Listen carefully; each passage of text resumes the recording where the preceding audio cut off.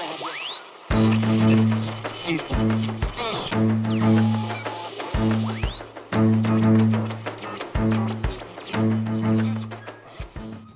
d'important pour nous de présenter l'école. C'est assez. Il y a beaucoup de conférences qui ont été faites sur l'école, mais là il nous a semblé important de demander à Nico Hirt de venir un petit peu éclairer de ses savoirs ce qu'il en est aujourd'hui sur le plan européen et aussi mondial en fait.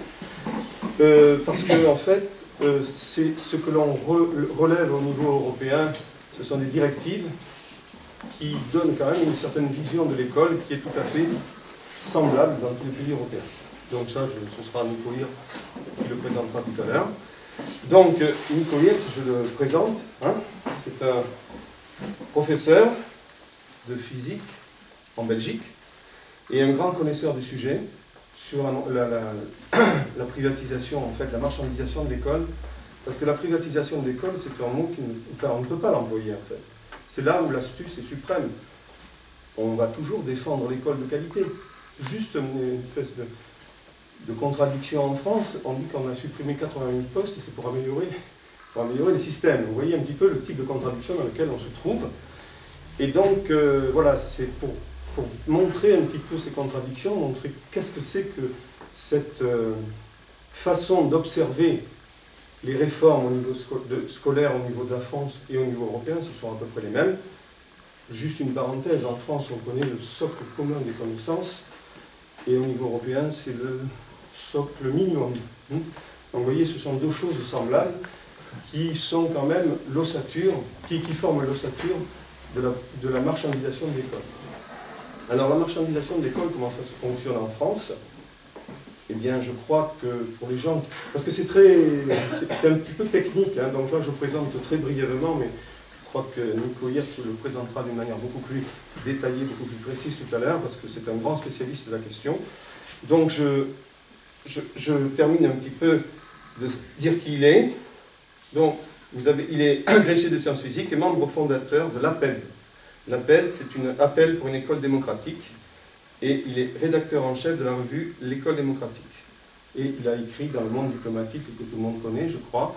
Ça veut dire qu'il est très intéressé par ce sujet-là et il a quand même une réflexion qui est reconnue par tous. Voilà. Alors je disais tout à l'heure qu'au niveau de l'école, on ne peut pas dire voilà, on va privatiser. Ce serait absurde. Donc ce que l'on fait au niveau français, ou au niveau des autres pays, je pense que c'est pareil, c'est ce que l'on appelle l'autonomie. L'autonomie, aujourd'hui, le grand mot, c'est ça. L'autonomie des établissements. Le chef d'établissement va, pour des raisons pratiques, recruter des enseignants localement, etc., etc. Et ensuite, il gérera les moyens. C'est déjà le cas. Il gérera aussi les personnels. Et après, il aura des projets pédagogiques particuliers, adaptés selon les situations. Donc, nous sommes tous, me semble-t-il, attachés à l'école que l'on a connue, l'école républicaine, l'éducation nationale. Qu'est-ce que c'est que le fondement même de l'éducation nationale? Eh bien, c'est un des services, enfin, une institution publique, et le service public qui est dispensé là, qu'est-ce que c'est? Ça répond quand même à la définition du service public auquel en France nous sommes très attachés. Alors juste pour préciser les fondements même du service public, c'est quoi? Eh bien c'est les mêmes droits pour tout le monde, où que l'on soit sur le territoire. Quel que soit l'endroit où l'on se trouve, on se doit d'avoir le même service public. C'est pourquoi ce sont des monopoles d'État. C'est pourquoi un service public doit être géré par l'État. Alors l'école, ça en est un, il doit être géré par l'État, mais il y a l'hôpital aussi, il y a beaucoup d'autres services publics qui sont en souffrance aujourd'hui. Il y a la Poste qui a été privatisée. Non, pardon. On a ouvert son capital. EDF, c'est pareil. Aujourd'hui, pour financer EDF, on va privatiser les barrages. L'autre jour, quand on a fait les films avec Gilles Perret, dans ce film-là apparaissaient les gens qui ont construit les barrages en Haute-Savoie et en Savoie, qui ont donné une richesse à la France. Souvent, ils sont morts pour ça. Parce qu'après les années 50, il fallait relancer la machine après que la France ait été ruinée. Il y a eu des hommes courageux qui ont fait le Conseil national de la résistance et qui ont créé les Jours heureux. Et ces gens-là ont pensé qu'il fallait donner à la France le moyen d'être autonome et de créer des richesses. Donc, il était nécessaire d'avoir de l'énergie, d'être indépendant, et ils ont beaucoup investi dans la construction de barrages pour avoir une certaine autonomie. Et aujourd'hui, pour des raisons financières, pour des raisons de dette, etc., tout ce qu'on ressasse aujourd'hui, eh bien, il va falloir équilibrer les budgets. Il va falloir rembourser la dette. Je ne sais trop quel système on va employer, et donc on va privatiser les barrages. Eh bien, cette logique-là, elle est à l'œuvre aussi dans l'enseignement. Donc la conférence de ce soir a pour but de montrer comment cela agit. Alors, après je vous dirai deux mots avant de passer la parole à Nico.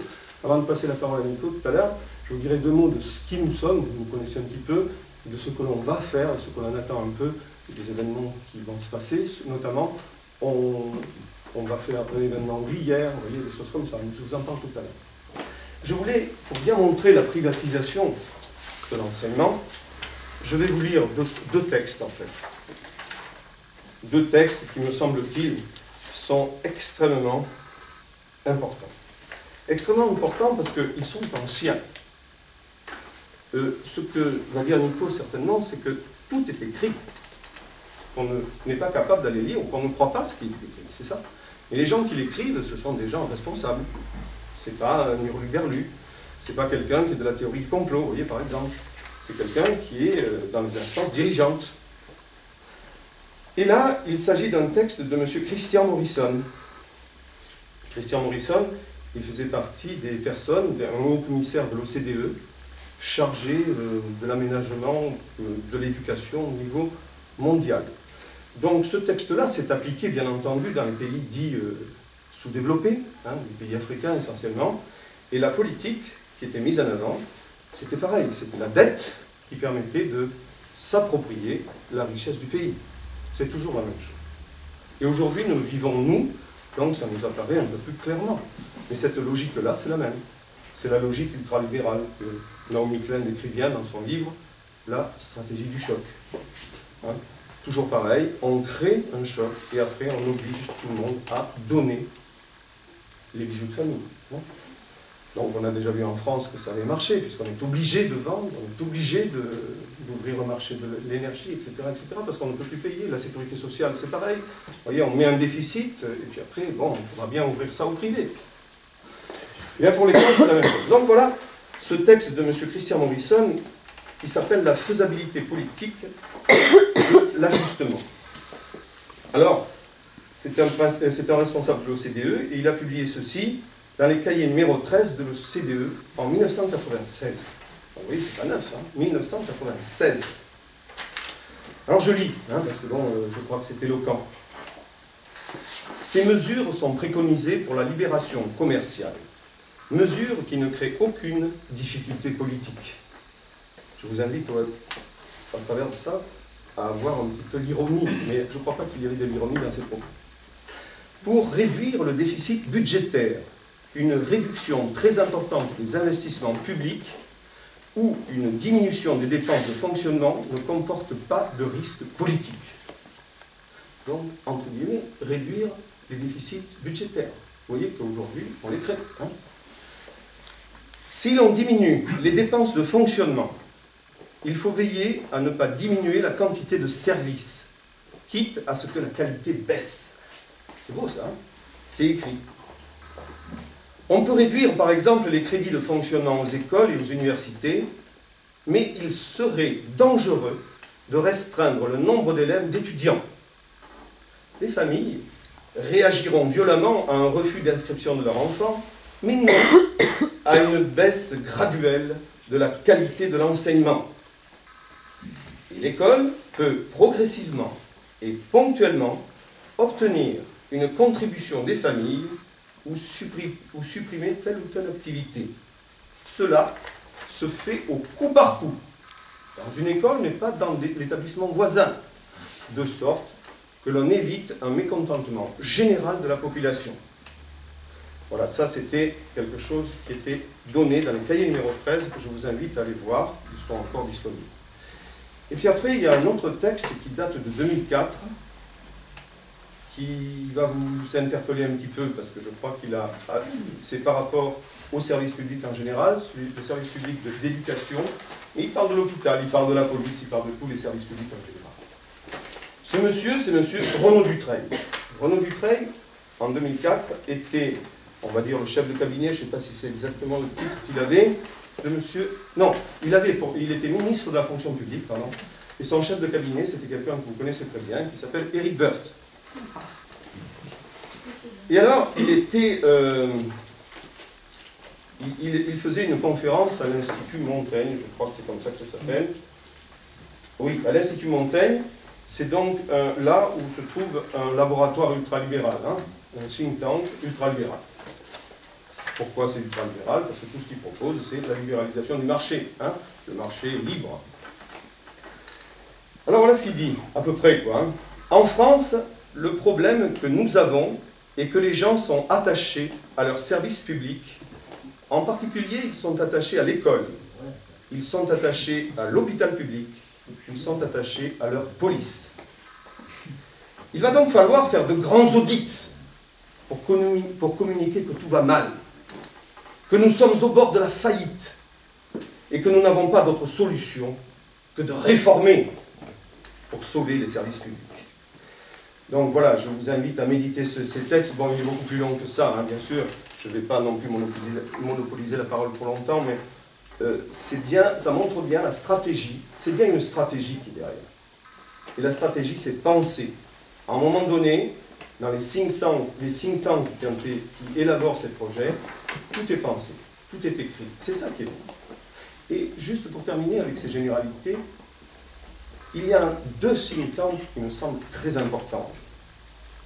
L'IFRAP, je ne connais pas exactement comment il s'appelle, et Fondapol. Fondapol, c'est une fondation. Le président de Fondapol, c'est Dominique Régnier. Vous voyez, ce monsieur, il est souvent sur les plateaux de télé. C'est un éminent expert qui se dit vaguement de gauche et qui défend des idées vaguement de gauche. Il se dit. Il est ultralibéral. Et ce monsieur, il explique très clairement, dans 12 propositions pour 2012, ce qu'il faut faire pour améliorer, pour rendre performant notre pays.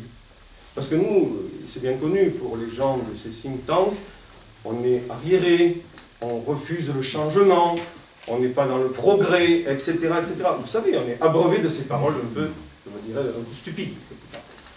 Donc, le but des conférences comme celle de ce soir, et j'en remercie donc Nico de venir la faire ici, c'est de montrer qu'au contraire, le progrès, il est chez nous, il n'est pas chez eux. Eux, ce qu'ils veulent, c'est détruire pour faire du profit. Terminé. Et il l'écrit.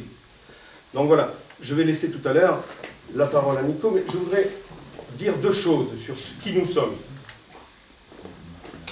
Là, nous sommes le Comité pour une nouvelle résistance CNR. Nous avons créé cette association en octobre 2010, après avoir fait un voyage mémorable. Hein. Les gens, il y en a dans la salle, ils pourraient en témoigner. Le 16 mai 2010, au plateau des Glières. Alors, au plateau des Glières, vous savez pourquoi il y a une réunion depuis l'année 2008. Bien tout simplement parce qu'entre les deux tours de l'élection présidentielle, il y a 5 ans, l'actuel président de la République a cru bon d'aller faire une petite tournée, si vous voulez, sur le plateau des Glières, je ne sais pas, peut-être pour rendre hommage, encore que, je dirais plutôt pour utiliser une certaine image des résistances et de la résistance à son peuple.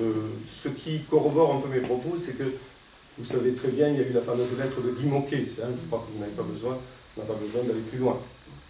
Et les gens ont été scandalisés. Il y a Walter Bassan, l'ancien résistant, il y a Gilles Perret qui est venu faire des films, qui est venu passer le dernier film de Mémoire d'ouvrier. Il y a d'autres personnalités, Raymond Aubrac. Alors j'en profite pour rendre hommage à Raymond Aubrac ici même, on en peut en parler tout à l'heure, c'est un homme qui n'a jamais varié d'un iota par rapport à ce qu'il a pensé pendant la résistance et qui a toujours œuvré pour le bien de commun. Eh bien ces gens ont lancé un appel.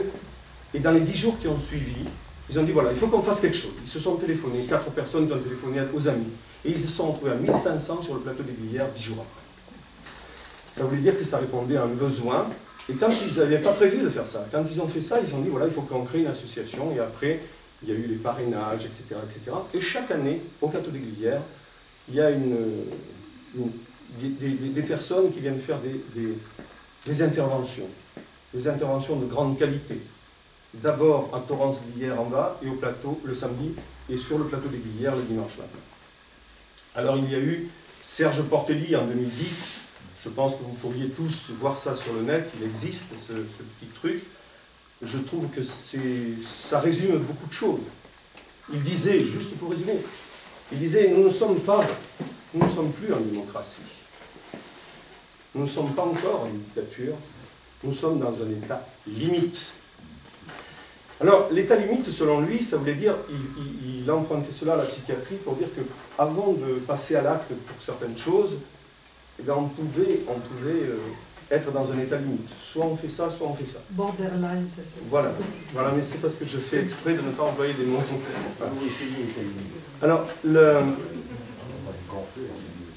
le but de ces interventions, c'est de faire prendre conscience aux gens qui sont sur le plateau, et chaque année, il y en a de plus en plus, c'est 3000, cette année peut-être il y en aura 10 000, et chaque année, il y a des intervenants différents. L'année dernière, d'autres interventions fortes, outre l'appel des Torrance-Glières du 14 mai, il y avait le professeur André Grimaldi, que vous connaissez peut-être, des hôpitaux de Paris. C'est un grand professeur, très attaché, qui n'a jamais fait de politique. Enfin, il a voté comme tout le monde, il avait une attitude cohérente, etc. Il a toujours été un citoyen responsable, mais il ne s'est jamais engagé dans des partis, il n'a jamais fait de conférences, etc. L'idée, c'est qu'il a préféré, il a devant la réforme hospitalière, enfin, quand je dis réforme, il faut comprendre contre-réforme, on est bien obligé d'appeler un chat un chat. Devant cela, il s'est insurgé, et il s'est aperçu que cette réforme qu'on voulait faire passer, ça avait pour but de privatiser l'hôpital public et d'ouvrir au marché la santé publique. Donc il est venu expliquer tout ça à Torrance-Glières avec Pelou. Hein, Pelou, alors, c'est Patrick Pelou. Je confonds avec le rugbyman. Et après, il y avait aussi Daniel Mermet, que vous connaissez tous, hein, qui est venu faire une émission en haut. Il y avait d'autres personnes, des personnalités très importantes. Et cette année, nous organisons un voyage, c'est notre élément fondateur de notre association. Et chaque année, nous tenons à faire ce voyage-là pour qu'on puisse aller se ressourcer, si j'ose dire. Ce mot-là, je n'aime pas tellement parce qu'il est trop utilisé. Mais pour les gens, vous demanderez à ceux qui ont participé à ça, quand on va en ce lieu, là, chaque fois qu'on y est allé, il y a eu une tempête de neige. Hein. L'année dernière, on avait des parapluies, il y avait ça de neige sur les trucs, on se gelait, peu importe. Mais il y a un silence total, on écoute religieusement et il n'y a pas d'incident. Je veux dire, les gens, il y a quelque chose qui se passe, une communion qui se passe, hein, une communion citoyenne, on va dire, pour ne pas confondre avec l'autre. Et je crois que ça marque les esprits, même si nous savons que ce qui va être dit, nous savons à peu près ce qui va être dit. Ça nous recharge les batteries et ça fait du bien. Alors, je vous invite à prendre les documents qui sont au fond de la salle, parce que nous tenons vraiment à faire ce voyage-là. Et bon, il faut être nombreux pour qu'on puisse remplir le cadre. Sinon, on sera peut-être obligé de l'annuler. Voilà, donc, autre élément, et après je passerai la parole à Nico. Nous sommes une petite association. Nous vivons par les dons des adhérents, par les cotisations et les dons éventuels.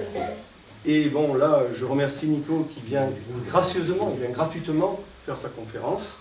Mais bon, il y a des frais qui sont inhérents aussi à une conférence comme celle-ci. Je le cite, la location de la salle, l'hôtel pour Nico et le voyage. Donc ça fait des frais importants. Donc je sais aussi que dans ce genre de choses, vous savez tous que c'est la solidarité qui prime. Et aux Glières, c'est pareil, ils font appel aux dons et ça marche très bien. Ils arrivent à organiser tout cela. Donc je renouvelle un petit peu cela parce que sans votre solidarité, on ne peut rien faire. On a beaucoup d'idées, on essaie de faire beaucoup de choses. On a fait, là dernièrement, 2 soirées avec Gilles Perret et son film, à Cannes et à Nice. Je crois apprécié par le public qui était présent. On fait des conférences avec André Chiesa. Heureusement, il est avec nous dans notre association. et il est sur Nice, donc il n'y a pas d'hébergement, il n'y a pas de voyage, il n'y a rien. Mais vous voyez, on essaie d'avoir des actions de formation, de l'éducation populaire. L'école, ça nous semble un élément important. On avait aussi comme idée de faire quelque chose sur la santé, mais bon, le professeur Grimaldi nous avait dit oui, puis après il a été beaucoup pris, puis il a dit non, on ne pourra pas le faire. Donc on avait pensé l'école, la santé, deux gros, et puis les services publics en général. Donc Nico Hirt a répondu, il a pu venir, c'est très bien. Et là, le 7 juin, on a aussi une conférence qui est, me semble-t-il, très importante. C'est Jacques Cotta qui va faire celle-ci. Jacques Cotta, c'est sur les services publics. Il a fait, les deux derniers livres qu'il a écrits, c'est « Qui veut la peau des services publics ?» et le dernier qui vient de sortir le 1er mars 2012, qui s'appelle « Un CDD, sinon rien ». Alors, vous n'êtes pas sans savoir que une des priorités après les élections présidentielles en France, selon les marchés, comme d'habitude, c'est de mettre au pas ce peuple un peu rebelle que nous sommes.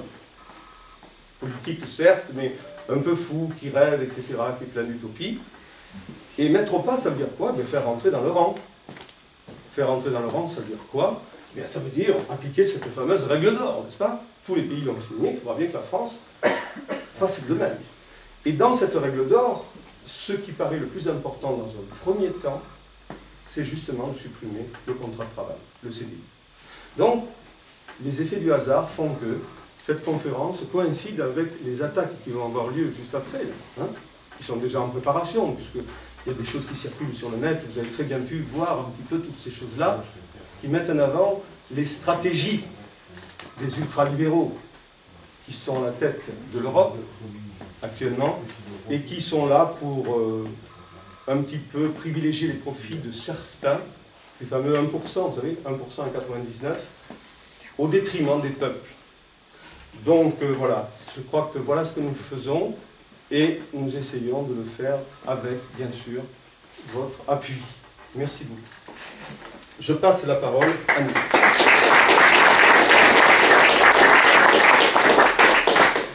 Bien. Merci Lucien, merci pour l'invitation à Nice. Merci à toi, c'était fort bien.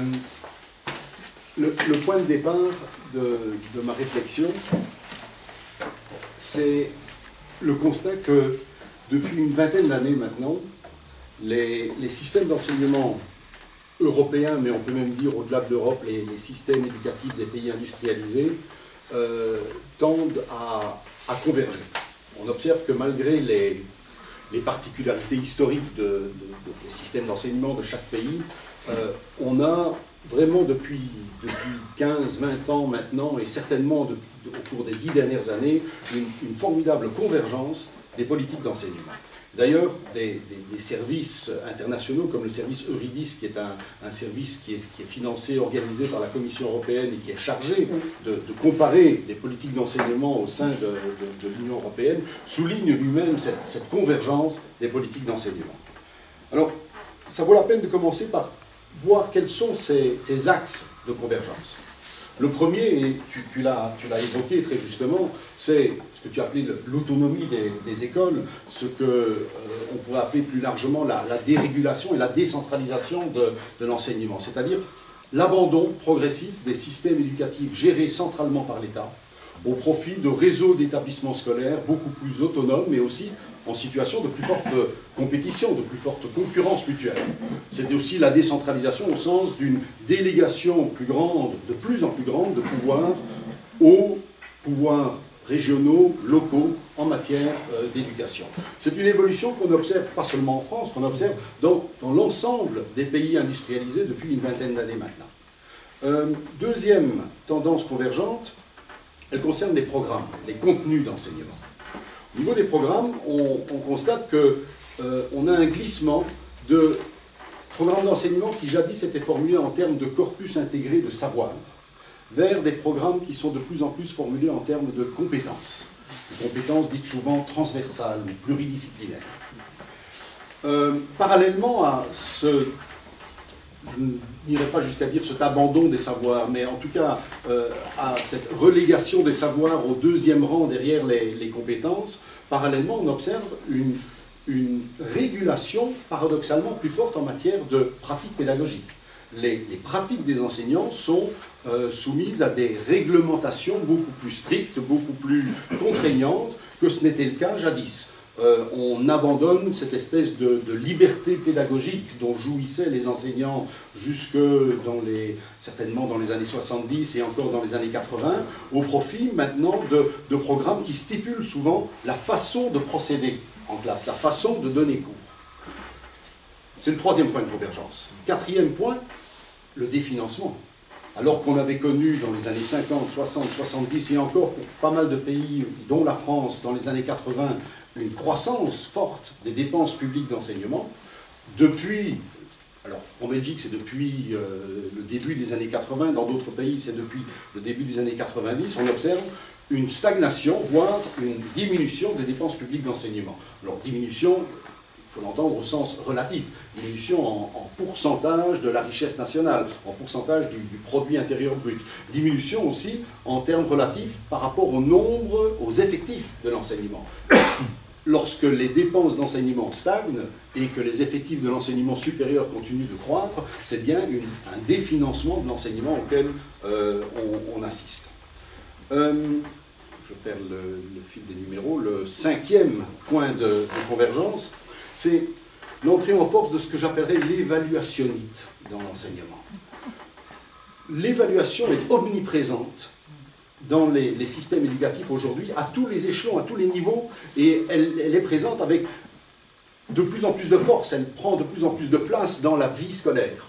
Évaluation des élèves, pensez à l'introduction de systèmes comme le livret personnalisé des compétences base élèves en France, évaluation des élèves, évaluation des enseignants, évaluation d'ailleurs souvent liée à l'évolution de leur carrière sur le plan salarial, sur le plan de leur stabilité d'emploi, évaluation des établissements scolaires, à mettre en lien avec la mise en compétition des écoles, parce que cette évaluation des établissements scolaires est un moyen aussi de stimuler cette concurrence, cette compétition entre les établissements scolaires, et évaluation des systèmes éducatifs eux-mêmes, des systèmes d'enseignement, via des grandes enquêtes internationales, dont la plus importante, la plus connue, sans doute, au cours des 10 dernières années, est l'enquête PISA, hein, mise en place à l'initiative de l'OCDE. Sixième axe de convergence, c'est peut-être celui qui peut sembler le plus anecdotique, on verra qu'il n'en est rien, qu'il joue un rôle important, c'est l'entrée en force des technologies de l'information et de la communication, donc des ordinateurs, de l'Internet, des multimédias, à partir du milieu des années 90, 90, milieu des années 90, dans l'ensemble des pays européens, notamment sous la pression et à la demande explicite de la Commission européenne. Septième axe de convergence, la privatisation. Je veux dire ici la privatisation marchande. L'enseignement privé existait et existe de longue date dans la plupart des pays, mais ici, ce à quoi on assiste aujourd'hui, c'est le développement d'un enseignement privé dont la raison d'être n'est pas d'ordre philosophique ou religieuse, ou derrière le paravent de la philosophie ou de la religion d'ordre sociologique, mais dont la raison d'être profonde est d'ordre commercial. Il s'agit d'investir des capitaux dans l'enseignement aux fins d'en soutirer du profit.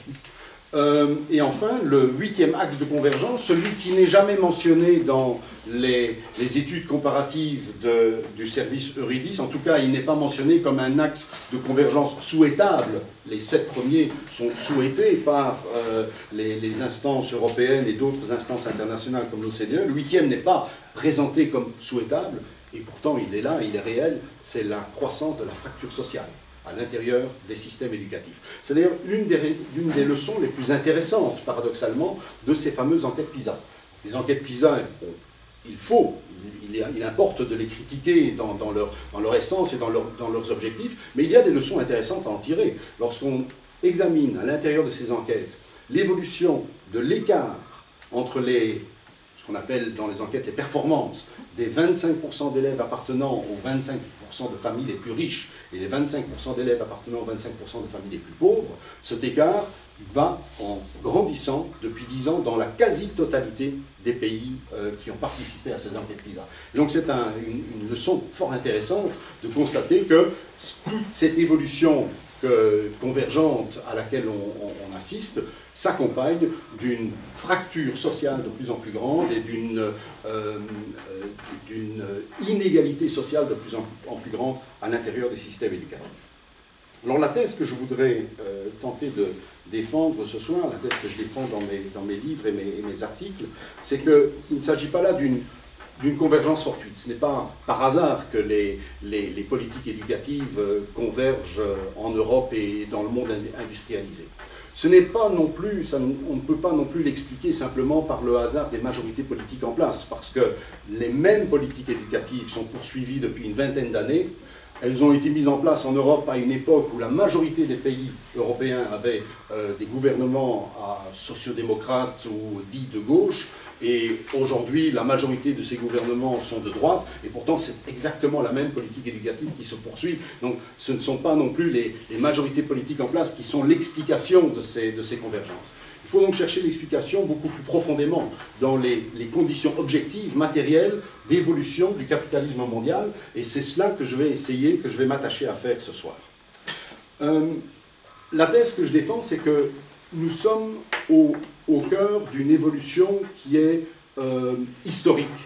C'est-à-dire que quand on regarde l'évolution des systèmes d'enseignement sur les 200 dernières années, on a des phases importantes. Début du 19e siècle, l'école est d'abord un instrument de socialisation. L'école, j'entends l'école du peuple, la scolarisation des enfants du peuple sert d'abord des buts de socialisation et pas de formation de main-d'œuvre qualifiée.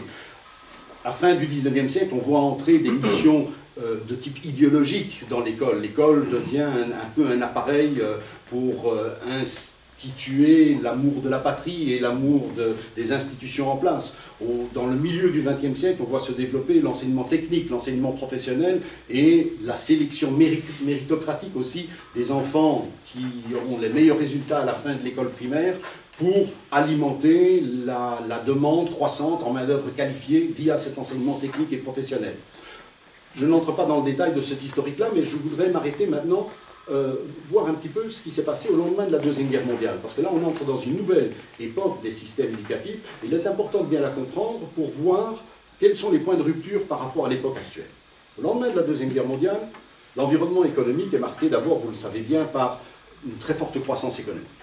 Des taux de croissance de l'ordre de 3, 4, 5%, et ce, sur le long terme, des taux de croissance durables, élevés.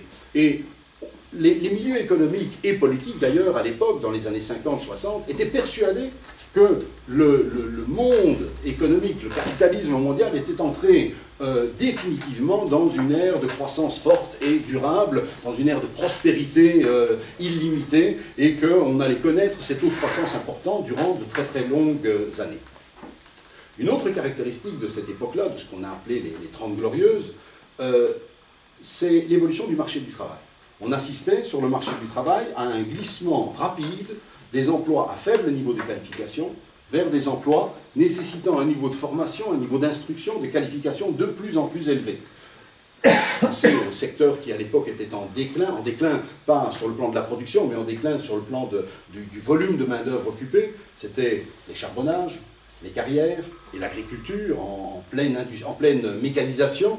Et ces secteurs occupaient traditionnellement énormément de main-d'œuvre très faiblement qualifiée. Les secteurs émergents, par contre, c'était les secteurs liés à l'électronique, au développement des infrastructures portuaires, aéroportuaires, l'électrification des lignes de chemin de fer, le développement du secteur des services, de l'administration, des banques, de la finance. Tous ces secteurs-là réclamaient un niveau d'instruction, un niveau de qualification beaucoup plus important. Et donc on a assisté à ce glissement d'emploi, à une diminution progressive de la part de l'emploi peu qualifié. Il y a une élévation générale des niveaux de formation, des niveaux de qualification requis sur le marché du travail. C'est bien sûr cela qui a été le moteur principal de ce qu'on appelle couramment la massification de la participation à l'enseignement. Massification énorme. milieu des années 50, début des années 50, en France, les jeunes âgés de 17 ans n'étaient que 20% à être encore scolarisés. 20% des jeunes de 17 ans étaient scolarisés au début des années 50. 30 ans plus tard, on atteint les 80% de taux de scolarisation dans la tranche d'âge de 17 ans. Jamais dans l'histoire des pays industrialisés, on a connu une croissance aussi forte, aussi rapide de la participation à l'enseignement.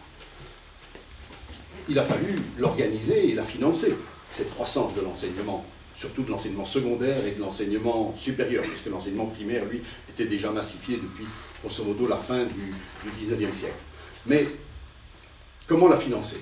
Eh bien, à l'époque, la croissance économique, c'est une autre caractéristique de l'époque, la croissance économique soutenait ou permettait de soutenir une croissance parallèle des recettes fiscales, des recettes de l'État.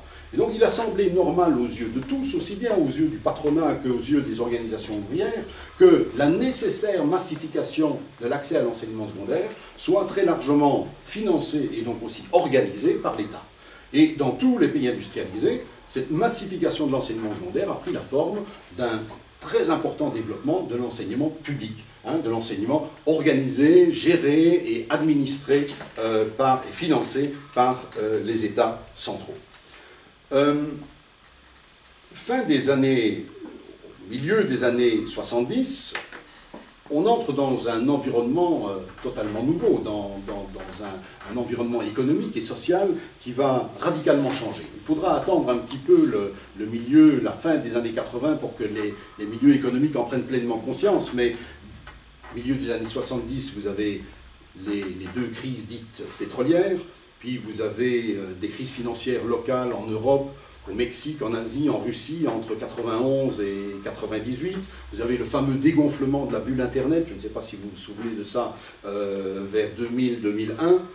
On a eu les crises financières en 2007-2008. On a eu une nouvelle crise économique mondiale à partir de 2009, et puis la crise de l'euro dans laquelle nous sommes plongés aujourd'hui. En d'autres mots, le capitalisme mondial est entré, à partir de la fin des années 70, dans une ère de succession de crises récurrentes, de plus en plus profondes, et ayant un caractère de plus en plus large, de plus en plus global, de plus en plus mondial. Dans ce contexte-là, les attentes de la société, les attentes du système économique par rapport à l'enseignement, par rapport à l'éducation, vont changer complètement. Et on va entrer dans ce que j'appelle l'ère de la marchandisation de l'école. Alors, je dois bien faire comprendre ce que j'entends par marchandisation. Et pour le faire comprendre, je voudrais souligner trois aspects de cet environnement de crise. Premier aspect de la crise, c'est l'excédent de capitaux. Il est de plus en plus difficile aujourd'hui pour les détenteurs de capitaux de trouver des secteurs où investir durablement des capitaux avec des perspectives de rendement durablement élevées. Ils ont beaucoup de mal à trouver des secteurs d'investissement durablement rentables. Deuxième caractéristique de l'environnement de crise, c'est la surcapacité de production. On estime aujourd'hui que les capacités de production de biens et de services à l'échelle mondiale ne sont réellement utilisées qu'à raison d'à peu près 70%. Tout simplement parce qu'il n'y a pas de marché solvable pour les utiliser à 100%. Et la troisième caractéristique, c'est l'élément le plus connu, c'est bien sûr l'exacerbation de la compétition économique avec une très grande instabilité de l'environnement industriel, instabilité des marchés. Chacun de ces trois aspects va avoir une conséquence différente dans les politiques et dans les attentes en matière d'éducation.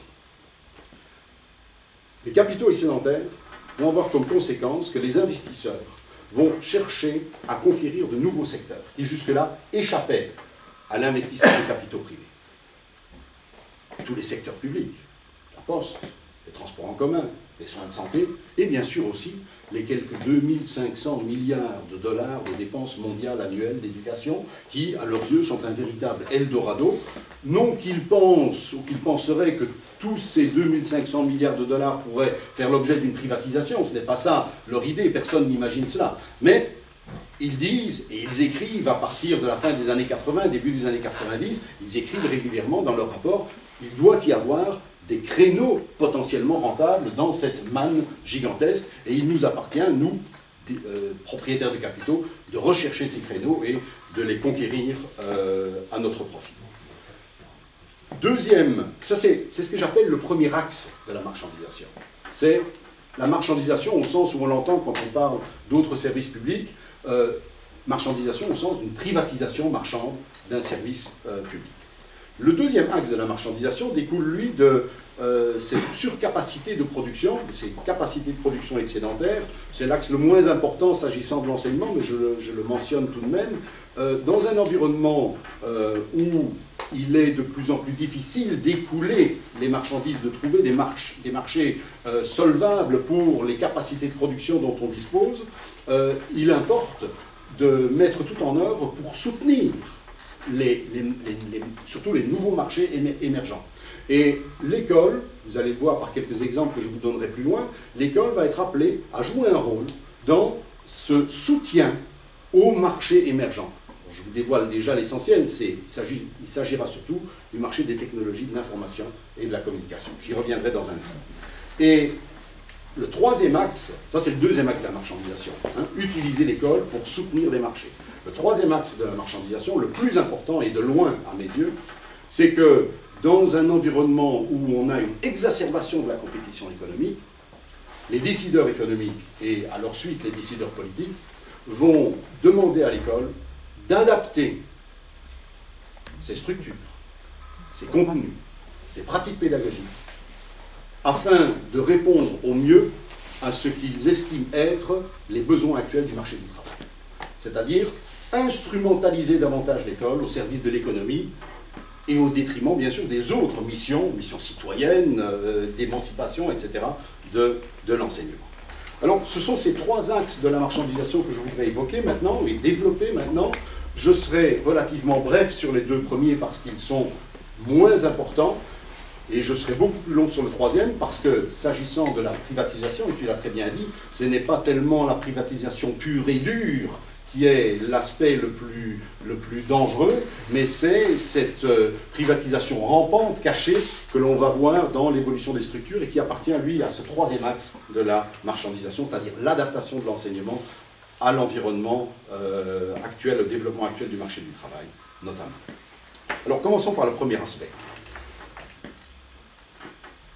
À partir du milieu des années 90, on a vu fleurir de multiples expériences, innovations, visant à tenter de conquérir des parts de l'éducation au nom du marché.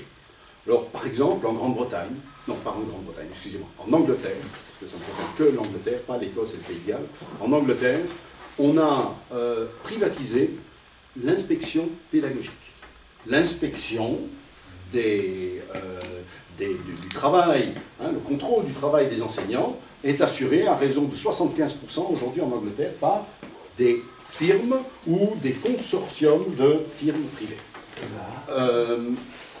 Deuxième exemple, le remplacement des professeurs absents, des professeurs malades. Vous savez que nous sommes une profession où on a des taux d'absentéisme particulièrement élevés. Eh bien, il y a là un marché juteux à conquérir pour des sociétés d'intérim.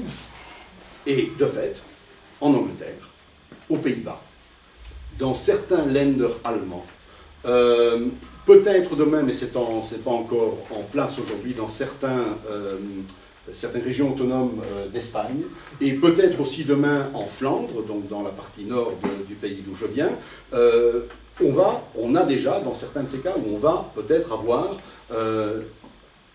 une organisation du remplacement du professeur malade qui ne se ferait plus sur des bases statutaires, mais en faisant appel à des sociétés d'intérim privées qui captent ainsi un marché particulièrement juteux.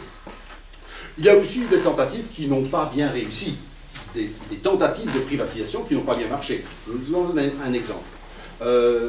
97-98, se développe aux États-Unis une entreprise qui s'appelle Edison Schools. C'est un exemple, il y en avait 2-3 autres dont le nom m'échappe. Edison Schools, c'était la plus importante. Quelle était l'activité de cette entreprise? Consistait à proposer aux municipalités, aux communes, de les décharger de cette tâche ennuyeuse qui consiste à s'occuper de l'enseignement public. Et à dire, voilà, l'enseignement reste public, mais nous, Edison Schools, nous allons prendre en charge l'entièreté de la gestion de vos établissements scolaires. En d'autres mots, c'est Edison Schools qui reçoit l'ancien budget alloué précédemment à l'enseignement dans ces municipalités, à charge pour elle de recruter ou de licencier des enseignants, d'acheter ou de revendre des bâtiments scolaires, d'acheter ou de ne pas acheter du matériel pédagogique, et ainsi de suite. La seule chose qui était encore du ressort des pouvoirs publics, ce sont les contenus enseignés. Donc c'est encore les pouvoirs publics américains qui décidaient si on allait enseigner le créationnisme à côté de la théorie de l'évolution, mais tout le reste était du ressort direct de Edison Schools. Edison Schools, à la fin des années 90, était parvenu à accaparer un marché de 660 écoles.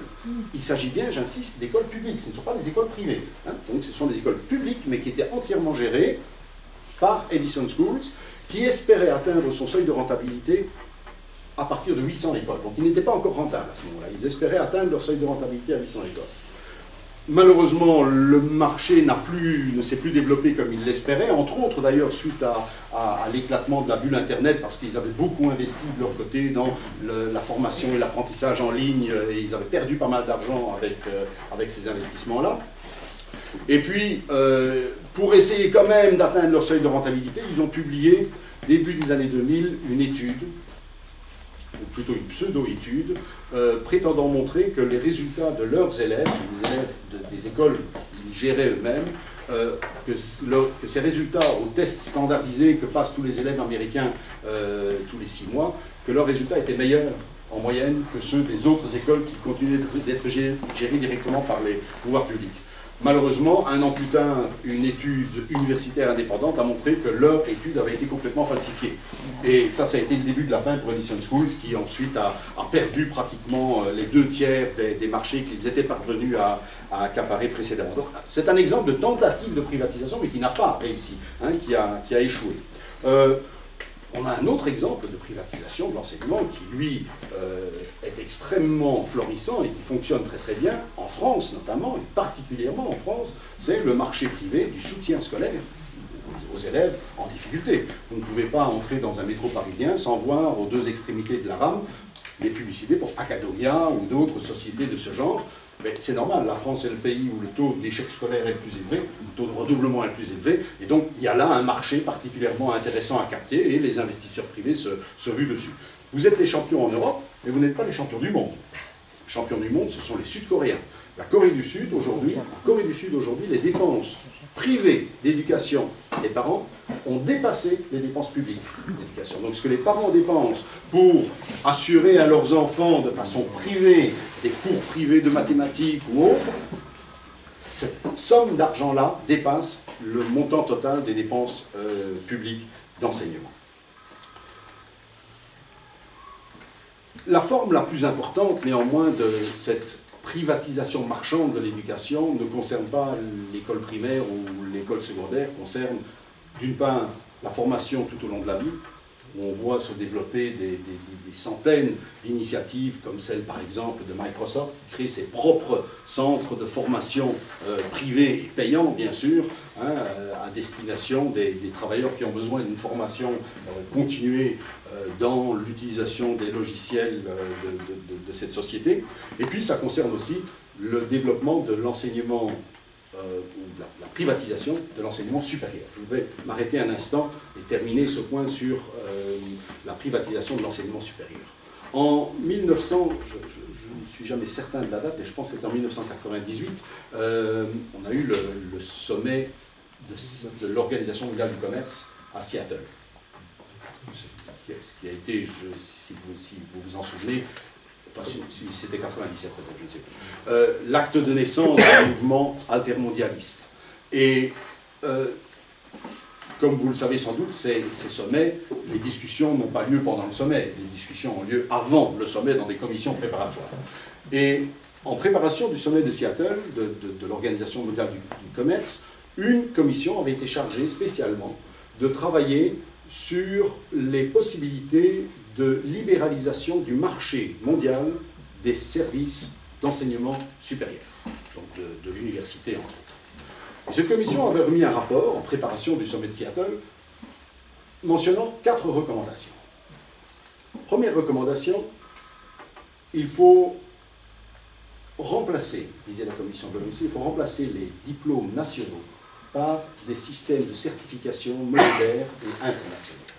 Pourquoi? Parce que tant que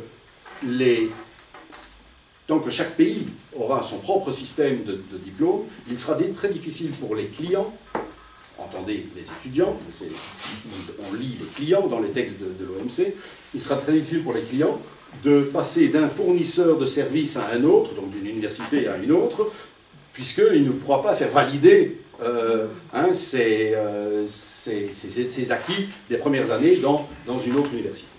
Deuxième recommandation de l'OMC, il faut harmoniser les cursus universitaires. Tant que chaque pays a une structure de cursus universitaire différent, ici un premier cycle de 2 ans et puis un cycle de 3 ans, ailleurs 2 cycles de 2 années, ailleurs encore un cycle de 3 et puis un cycle de 2, bien, ça ne marche pas bien et il est très difficile de nouveau pour le client de passer d'un fournisseur de services d'une université à une autre. Troisième recommandation de l'OMC, il faut supprimer toutes les barrières administratives à la libre circulation des clients. D'accord, ça va de soi, parce que si les clients ne peuvent pas librement passer d'un pays à un autre, ben, il n'y a pas de marché. Et la quatrième recommandation, il faut, disait l'OMC, il faut un système de contrôle de qualité transnational, de façon à ce que les clients, les étudiants, puissent juger en connaissance de cause du rapport qualité-prix des différentes formations universitaires qui leur sont proposées sur le marché mondial. Comme vous le savez, Seattle a capoté, puis ils se sont réunis quelques années plus tard, dans le courant des années 2000, sur les bords beaucoup plus paisibles du lac Léman, pour renégocier la même chose dans le cadre des négociations sur l'AGCS, l'accord général sur le commerce des services. Et à l'époque, nous avions été nombreux à nous mobiliser pour faire pression sur M. Pascal Lamy, qui était le négociateur européen, et pour lui demander de refuser absolument toutes ces velléités de libéralisation du marché mondial de l'éducation. Et à notre grand étonnement, nous avons été entendus. À notre grand étonnement, Pascal Lamy a opposé une fin de non-recevoir aux demandes australiennes, néo-zélandaises, dans une moindre mesure américaine et japonaise, visant à libéraliser ce marché.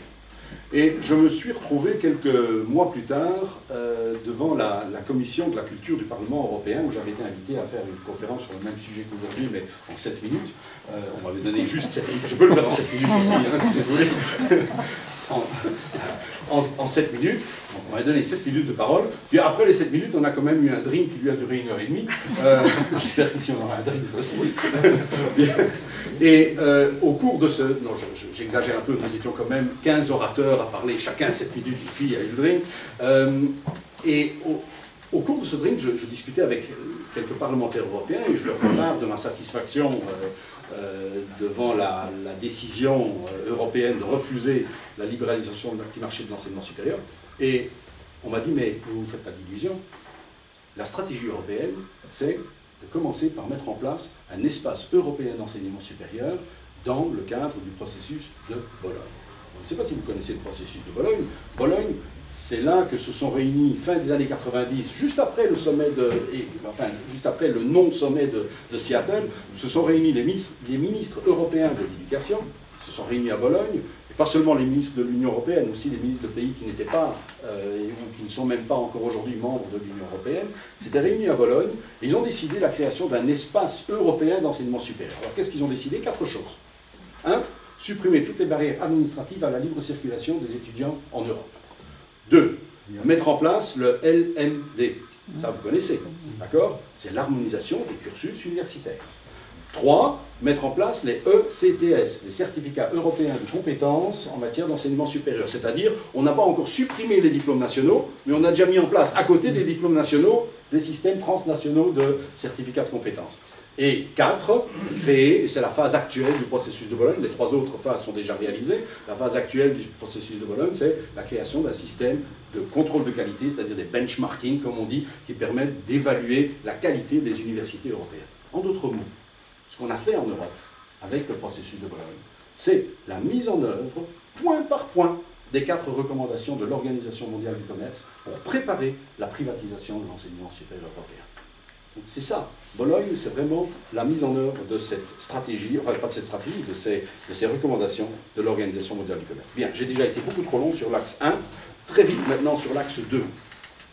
L'axe 2, c'est comment on a utilisé l'enseignement au fin de stimuler des marchés qui n'ont rien à voir avec celui de l'éducation. Je vais donner un seul exemple, et c'est le plus important, c'est celui des technologies de l'information et de la communication. On est à peu près à la même époque, milieu des années 90.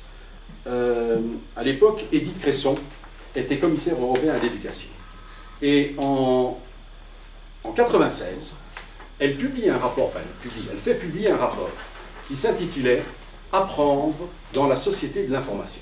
Alors ce texte « Apprendre dans la société de l'information », c'est un texte de quelques 160, 170 pages qui vantait les mérites pédagogiques et didactiques de l'utilisation des ordinateurs à l'école.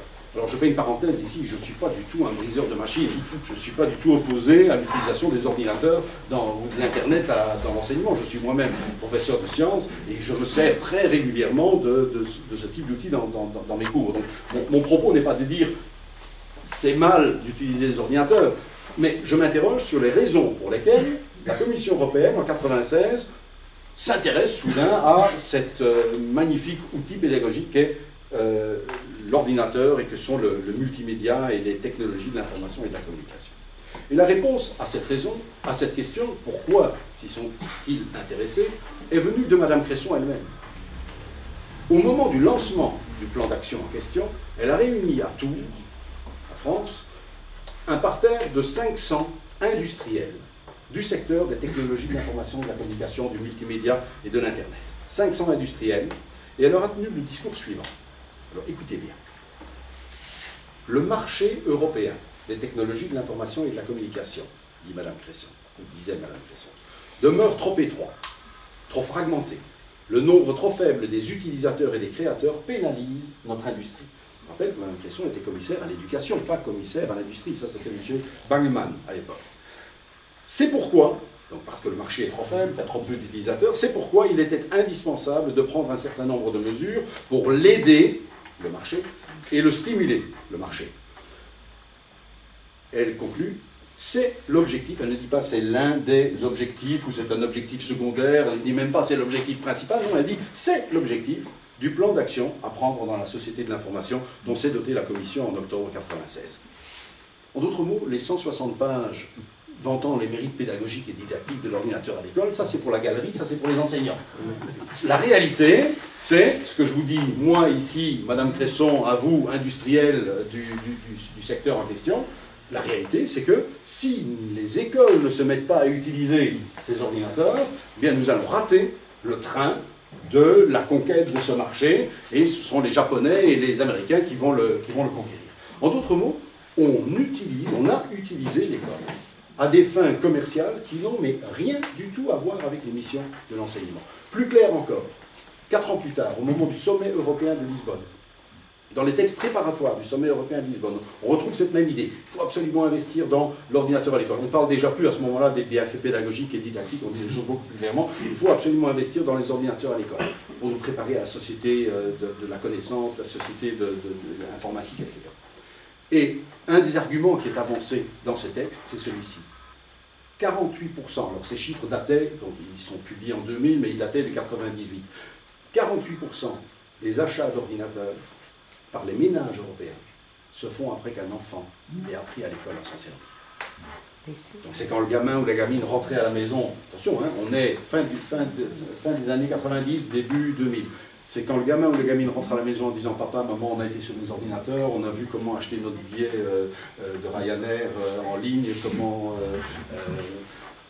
C'est à ce moment-là que un ménage sur deux franchit le pas et dit ben, « On va faire comme les voisins, on va aussi acheter un ordinateur. » Étrangement, à partir du milieu des années 2000, dans les documents de la Commission européenne, on parle de moins en moins de l'importance de l'ordinateur à l'école. Pourquoi, croyez-vous ? Mais parce que le marché existe maintenant. Plus personne ne peut se passer, ou presque plus personne ne peut se passer d'une connexion Internet et d'un ordinateur, et on n'a plus besoin de l'école pour stimuler et pour développer ce marché. Donc c'est un exemple tout à fait éclairant et d'un cynisme à mes yeux incroyable de comment on utilise l'école pour soutenir des marchés extérieurs à l'enseignement. On pourrait parler aussi dans le même créneau de l'entrée en force de ce qu'on appelle le marketing à l'école. C'est un petit peu plus anecdotique, mais enfin quand même, Coca-Cola qui propose des paquets pédagogiques sur la lutte contre l'obésité, McDonald's qui en propose d'autres sur l'alimentation santé, c'est authentique, ça existe vraiment. Nestlé qui propose des bonbons Smarties offerts pour les fêtes de fin d'année scolaire, c'est moins bon pour la santé, mais qu'à cela ne tienne, puisque Colgate est là pour leur apprendre à bien se brosser les dents. On a vraiment, depuis les années 90, une entrée en force de tout ce marketing à l'école, et d'ailleurs, fin des années 90, la Commission européenne, encore elle, toujours à l'époque, dont la DG22 à l'époque était toujours dirigée par Edith Cresson, demande à une société de marketing d'analyser s'il n'y a pas un problème de fossé entre les législations nationales qui, un peu partout, interdisent toute forme de publicité et de présence commerciale dans les écoles, et puis les pratiques en la matière qui, de plus en plus, en fait, autorisent de fait ces pratiques. Et il est intéressant de lire des extraits, j'avais dit que j'arrêterais là, mais tant pis, je vous le dis quand même, des extraits de cette... Où est-ce que je l'ai mis ? Ah, ici, voilà. Des extraits du rapport publié par la firme GMV Conseil, une société de marketing, à la demande de la Commission européenne. Elle écrit ceci, alors je vais passer très vite.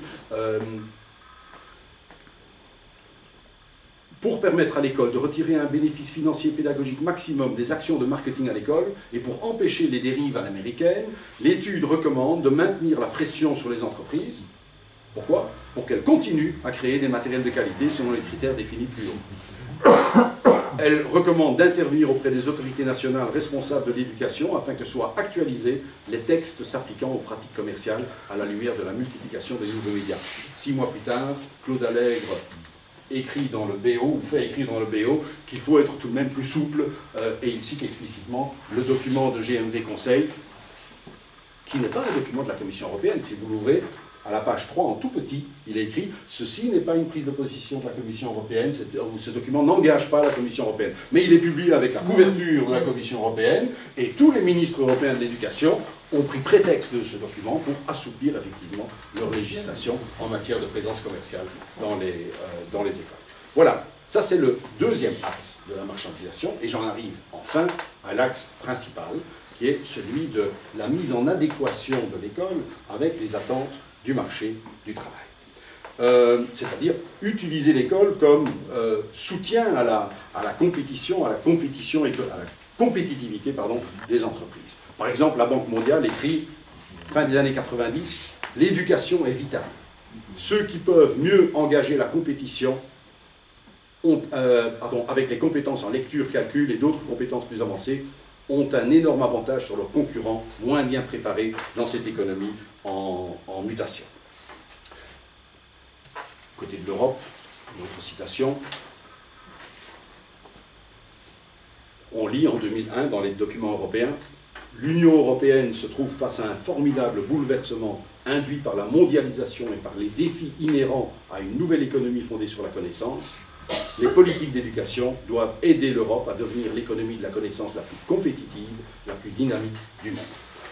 En clair, on voit se dessiner une vision de l'enseignement, une vision des missions de l'enseignement, qui est de plus en plus étroitement centrée sur ces missions économiques, ces missions de l'enseignement au service de l'économie, donc au service du marché du travail. Le problème, c'est qu'il y a une autre attente qui résulte aussi de l'environnement de crise et d'exacerbation de la compétition économique et qui pousse les décideurs économiques à faire d'autres demandes à l'adresse des États et des systèmes éducatifs. Et c'est la suivante. Dans un environnement où la compétition est de plus en plus exacerbée, disent les décideurs économiques, il faut faire pression sur les États afin qu'ils réduisent la pression fiscale sur le capital, sur les revenus du capital, sur les hauts revenus, sur les revenus mobiliers, sur les bénéfices des entreprises. Le problème, c'est que chaque pays qui s'engage dans une réduction de 1 point du taux d'imposition sur les bénéfices des entreprises se voit entouré d'autres pays qui voient là-bas un déficit compétitif et qui vont se presser de faire la même chose. Et donc on est engagé depuis la fin des années 80 dans un processus de défiscalisation compétitive. Les États sont en compétition entre eux pour réduire la pression fiscale sur les revenus sur les entreprises. La conséquence, c'est que les moyens disponibles au niveau des États pour financer les politiques publiques sont de plus en plus maigres. Et parmi ces moyens, eh bien, il y a ceux de l'éducation. On a observé que, alors que dans les années 50, 60, 70, les dépenses publiques d'éducation en Europe étaient passées de à peu près 3% du PIB, début des années 50, à 6,5% du PIB en moyenne à la fin des années 70, et 7% dans pas mal de pays, depuis lors, on est retombé à une moyenne qui se situe aux alentours de 5,5%. Donc on a vraiment ce processus de défiscalisation qui diminue les moyens de l'État et qui pousse les États à réduire leurs dépenses en matière d'éducation. Mais là, on pourrait observer une contradiction. Il y a une contradiction. Les mêmes milieux économiques qui disent l'école doit mieux répondre aux besoins du marché du travail, disent l'école doit coûter moins cher. Comment va-t-on faire mieux avec moins de moyens? Comment va-t-on avoir une école qui soit plus performante pour produire les travailleurs à haut niveau de qualification que requiert le marché du travail, et en même temps une école qui disposera de moyens réduits? Et la résolution de cette contradiction, elle va provenir de la prise en compte fine de la nature de l'évolution du marché du travail. C'est là-dessus qu'il faudra s'arrêter maintenant. Quand on parle d'évolution du marché du travail, depuis le début des années 90 jusqu'à aujourd'hui, il y a un concept clé qui revient dans toute la littérature, c'est le concept de société de la connaissance, ou économie de la connaissance. C'est un concept qui est né au début des années 90, et lorsque on demande, je ne vais pas vous le demander à vous, mais si vous demandez autour de vous, aux gens que vous connaissez, qu'est-ce que ça veut dire pour le marché du travail, une société ou une économie de la connaissance, la réponse que vous entendez habituellement, c'est une économie de la connaissance, c'est une économie où c'est un marché du travail dans lequel il n'y aura plus place demain pour les travailleurs sans qualification, les travailleurs sans formation. Il n'y aura plus de l'emploi que pour les gens qui ont un haut niveau de formation, un haut niveau de qualification. C'est une idée qui est très largement répandue par les médias et dans la pensée commune. Or, paradoxalement, si vous regardez la réalité de l'évolution du marché du travail, depuis, grosso modo, le milieu des années 90 jusqu'à aujourd'hui, l'image que montre ce marché du travail, c'est plus du tout une évolution comme celle des années 50, 60, 70, avec une élévation générale des niveaux de formation et de qualification requis, mais c'est au contraire une formidable polarisation des niveaux de formation sur le marché du travail. Oui, d'un côté, on réclame à corps et à cri des travailleurs à très très haut niveau de qualification, des ingénieurs, des informaticiens, des professeurs de l'enseignement supérieur, des gens qui seront les fers de lance de la compétition économique internationale. Mais à l'autre extrême, on a une véritable explosion des emplois à très très faible niveau de qualification, particulièrement dans le secteur des services. En France, depuis 1994, c'est ça, 94, j'ai du mal avec la traduction dans votre système bizarre. Non, mais on comprend, nous. Hein. Oui, moi je dois m'habituer quand même. Donc, depuis 1994, donc à peu près depuis qu'on parle d'économie et de société de la connaissance. Jusqu'en 1994, les statistiques d'évolution de l'emploi non qualifié en France avaient connu un déclin constant, depuis le début du XXe siècle à peu près. Je dis bien le début du XXe, parce qu'au XIXe, c'est différent. Au XIXe, on avait une augmentation de l'emploi non qualifié avec le machinisme et l'industrialisation. Mais depuis le début du XXe siècle, déclin constant, en proportion bien sûr, en part de l'emploi total, déclin constant de l'emploi non qualifié. Depuis 1994, on a une augmentation de plus d'1 million d'unités d'équivalent temps plein dans l'emploi non qualifié en France. Plus d'1 million d'emplois non qualifiés supplémentaires. Attention, quand je dis emplois non qualifiés, ce ne sont pas des travailleurs non qualifiés, forcément. Ce sont des emplois qui ne requièrent pas de qualification particulière, mais qui sont parfois occupés par des gens qui ont une qualification. Mais des emplois qui ne requièrent pas de qualification, il y a une augmentation de 1 million d'unités de ces emplois au cours des 15 dernières années. Je vais prendre des chiffres qui ne concernent pas la France, qui proviennent d'un pays qui a un appareil statistique extrêmement performant, ce sont les États-Unis. Voilà. J'ai ici la liste des, je ne sais plus combien il y en a exactement, je crois 25 emplois, des jobs, qui aux États-Unis ont connu la plus forte croissance en volume au cours des 10 dernières années. Ce sont des données qui proviennent du Monthly Labor Review, c'est une revue théorique publiée par le département fédéral américain de l'emploi. Sur ces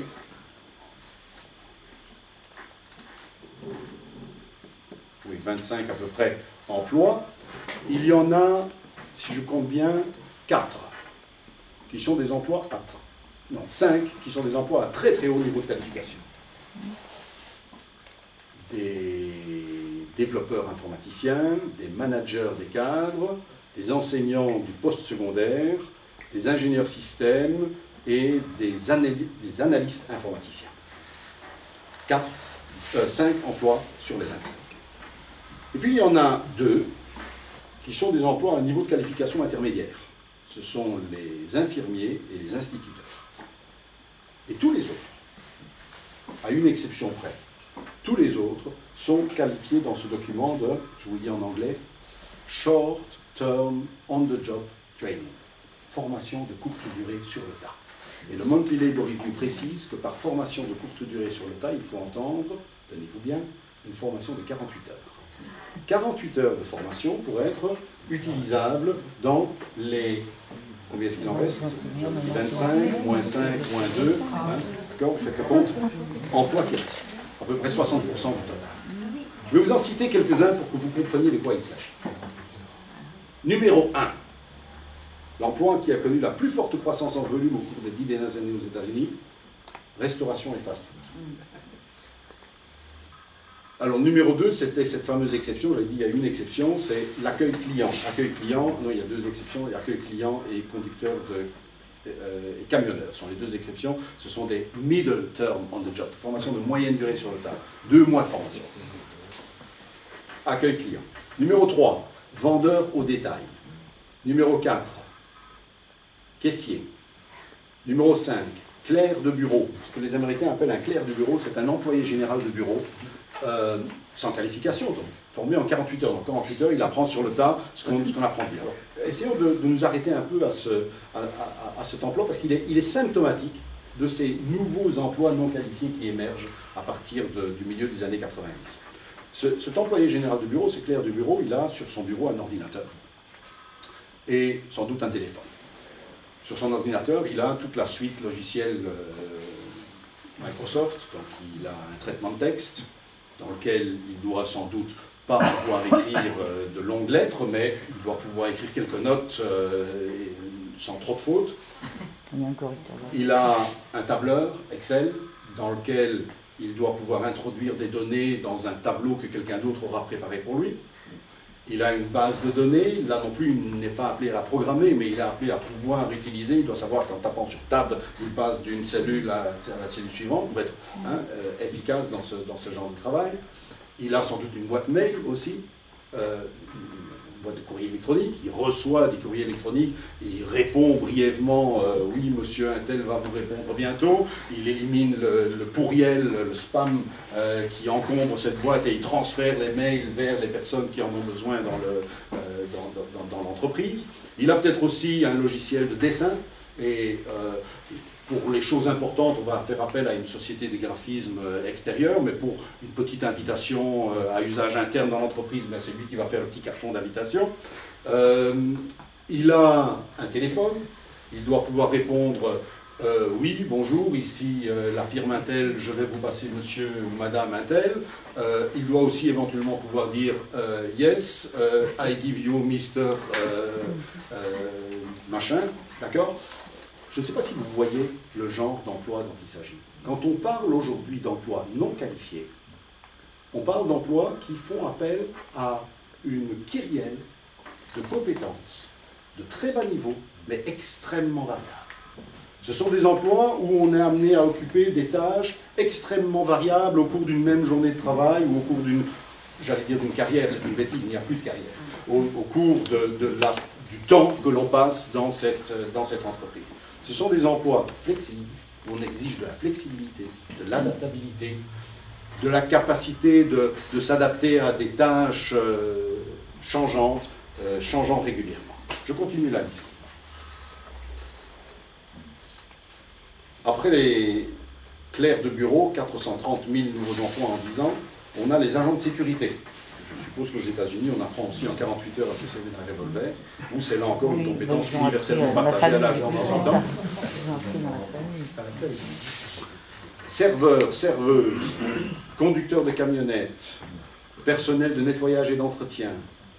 Alors, je n'ai jamais réussi à savoir ce que c'est exactement. Ce sont des assistants d'enseignement formés en 48 heures.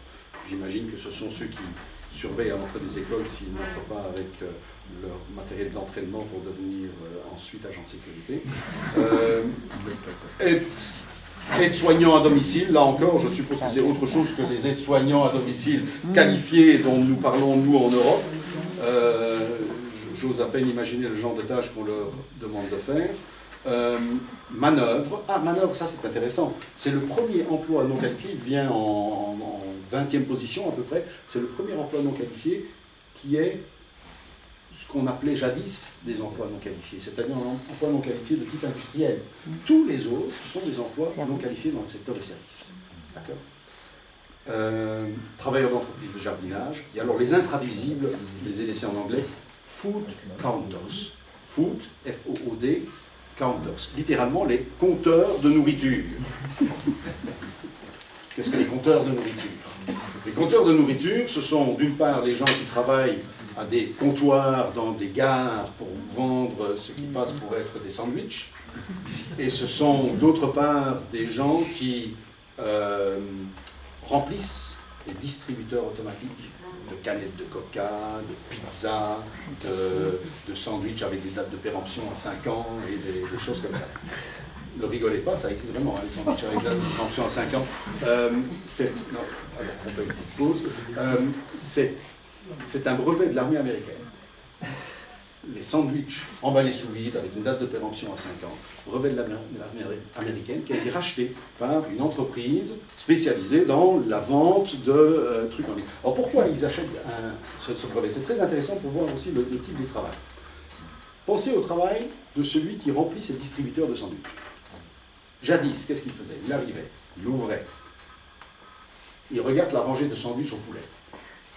Il doit retirer les 4 sandwichs qui restent au fond. Il doit les compter. 1, 2, 3, 4. Puis, il doit savoir qu'il y a place pour 12 sandwichs. Il doit donc faire 12 moins 4, 8. Il prend 8 sandwichs dans sa boîte, il les met au fond, il reprend les 4 sandwichs qu'il avait sortis, il les remet devant. D'accord? Vous voyez la procédure? Avec des sandwichs emballés sous vide, avec une date de péremption à 5 ans, plus de question. On laisse les sandwichs au fond, on prend les sandwichs, on remet devant. Et on se dit, en 5 ans, ce serait bien le diable si on n'arrivait pas à un moment à vider le truc. C'est un brevet qui a été au moins mis au point par l'armée américaine, je suppose, pour leurs soldats perdus dans le désert de Libye ou ailleurs. Il y avait besoin de sandwichs durables. Donc ça, c'est les food counters, les compteurs de nourriture. 258 000 nouveaux emplois créés en 10 ans. Exactement le même nombre que les analystes informaticiens.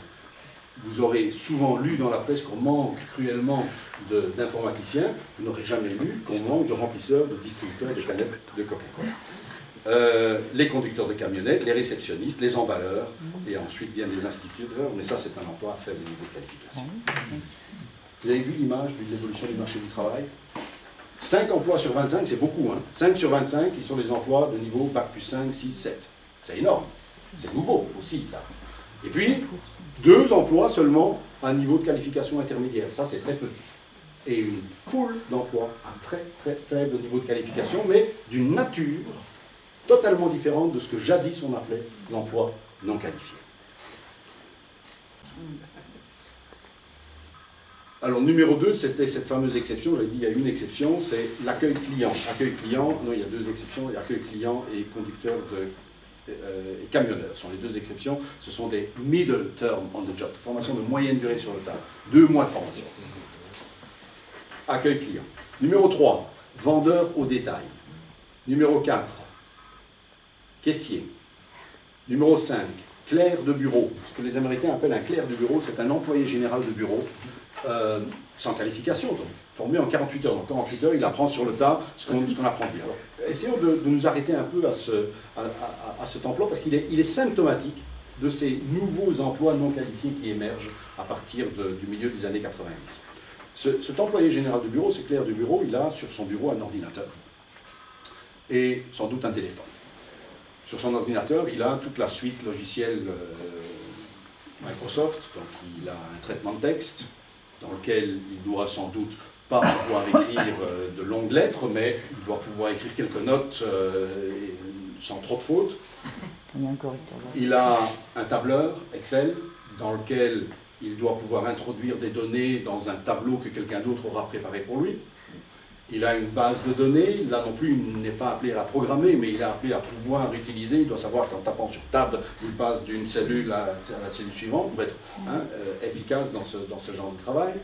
Il a sans doute une boîte mail aussi, une boîte de courrier électronique, il reçoit des courriers électroniques, il répond brièvement « oui, monsieur Intel va vous répondre bientôt », il élimine le pourriel, le spam qui encombre cette boîte et il transfère les mails vers les personnes qui en ont besoin dans l'entreprise.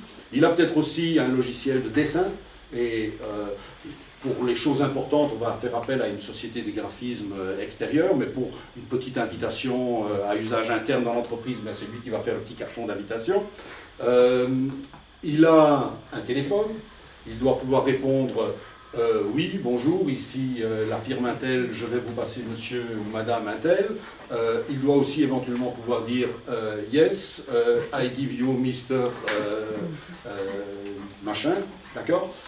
Je ne sais pas si vous voyez le genre d'emploi dont il s'agit. Quand on parle aujourd'hui d'emplois non qualifiés, on parle d'emplois qui font appel à une kyrielle de compétences de très bas niveau, mais extrêmement variables. Ce sont des emplois où on est amené à occuper des tâches extrêmement variables au cours d'une même journée de travail ou au cours d'une, j'allais dire d'une carrière, c'est une bêtise, il n'y a plus de carrière, au cours du temps que l'on passe dans cette entreprise. Ce sont des emplois flexibles, où on exige de la flexibilité, de l'adaptabilité, de la capacité de s'adapter à des tâches changeantes, changeant régulièrement. Je continue la liste.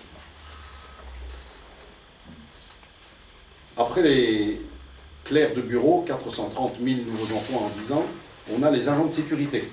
Je suppose qu'aux États-Unis, on apprend aussi en 48 heures à se servir d'un revolver, où c'est là encore une compétence universellement partagée à l'âge de 18 ans. Serveurs, serveuses, conducteurs de camionnettes, personnel de nettoyage et d'entretien. Alors, je n'ai jamais réussi à savoir ce que c'est exactement. Ce sont des assistants d'enseignement formés en 48 heures. J'imagine que ce sont ceux qui surveillent à l'entrée des écoles s'ils n'entrent pas avec leur matériel d'entraînement pour devenir ensuite agent de sécurité. Aides-soignants à domicile, là encore, je suppose que c'est autre chose que les aides-soignants à domicile qualifiés dont nous parlons, nous, en Europe. J'ose à peine imaginer le genre de tâches qu'on leur demande de faire. Manœuvre. Ah, manœuvre, ça c'est intéressant. C'est le premier emploi non qualifié, il vient en 20e position à peu près. C'est le premier emploi non qualifié qui est ce qu'on appelait jadis des emplois non qualifiés, c'est-à-dire un emploi non qualifié de type industriel. Tous les autres sont des emplois non qualifiés dans le secteur des services. D'accord ? Travailleurs d'entreprise de jardinage. Et alors les intraduisibles, je les ai laissés en anglais, food counters. Food, F-O-O-D, counters. Littéralement les compteurs de nourriture. Qu'est-ce que les compteurs de nourriture? Les compteurs de nourriture, ce sont d'une part les gens qui travaillent à des comptoirs dans des gares pour vendre ce qui passe pour être des sandwichs. Et ce sont d'autre part des gens qui remplissent les distributeurs automatiques de canettes de coca, de pizza, de sandwichs avec des dates de péremption à 5 ans et des choses comme ça. Ne rigolez pas, ça existe vraiment, hein, les sandwichs avec date de péremption à 5 ans. Non, alors on fait une petite pause. C'est un brevet de l'armée américaine. Les sandwichs emballés sous vide avec une date de péremption à 5 ans, brevet de l'armée américaine qui a été racheté par une entreprise spécialisée dans la vente de trucs en ligne. Alors pourquoi ils achètent ce brevet? C'est très intéressant pour voir aussi le type de travail. Pensez au travail de celui qui remplit ses distributeurs de sandwichs. Jadis, qu'est-ce qu'il faisait? Il arrivait, il ouvrait, il regarde la rangée de sandwichs au poulet. Il doit retirer les 4 sandwichs qui restent au fond.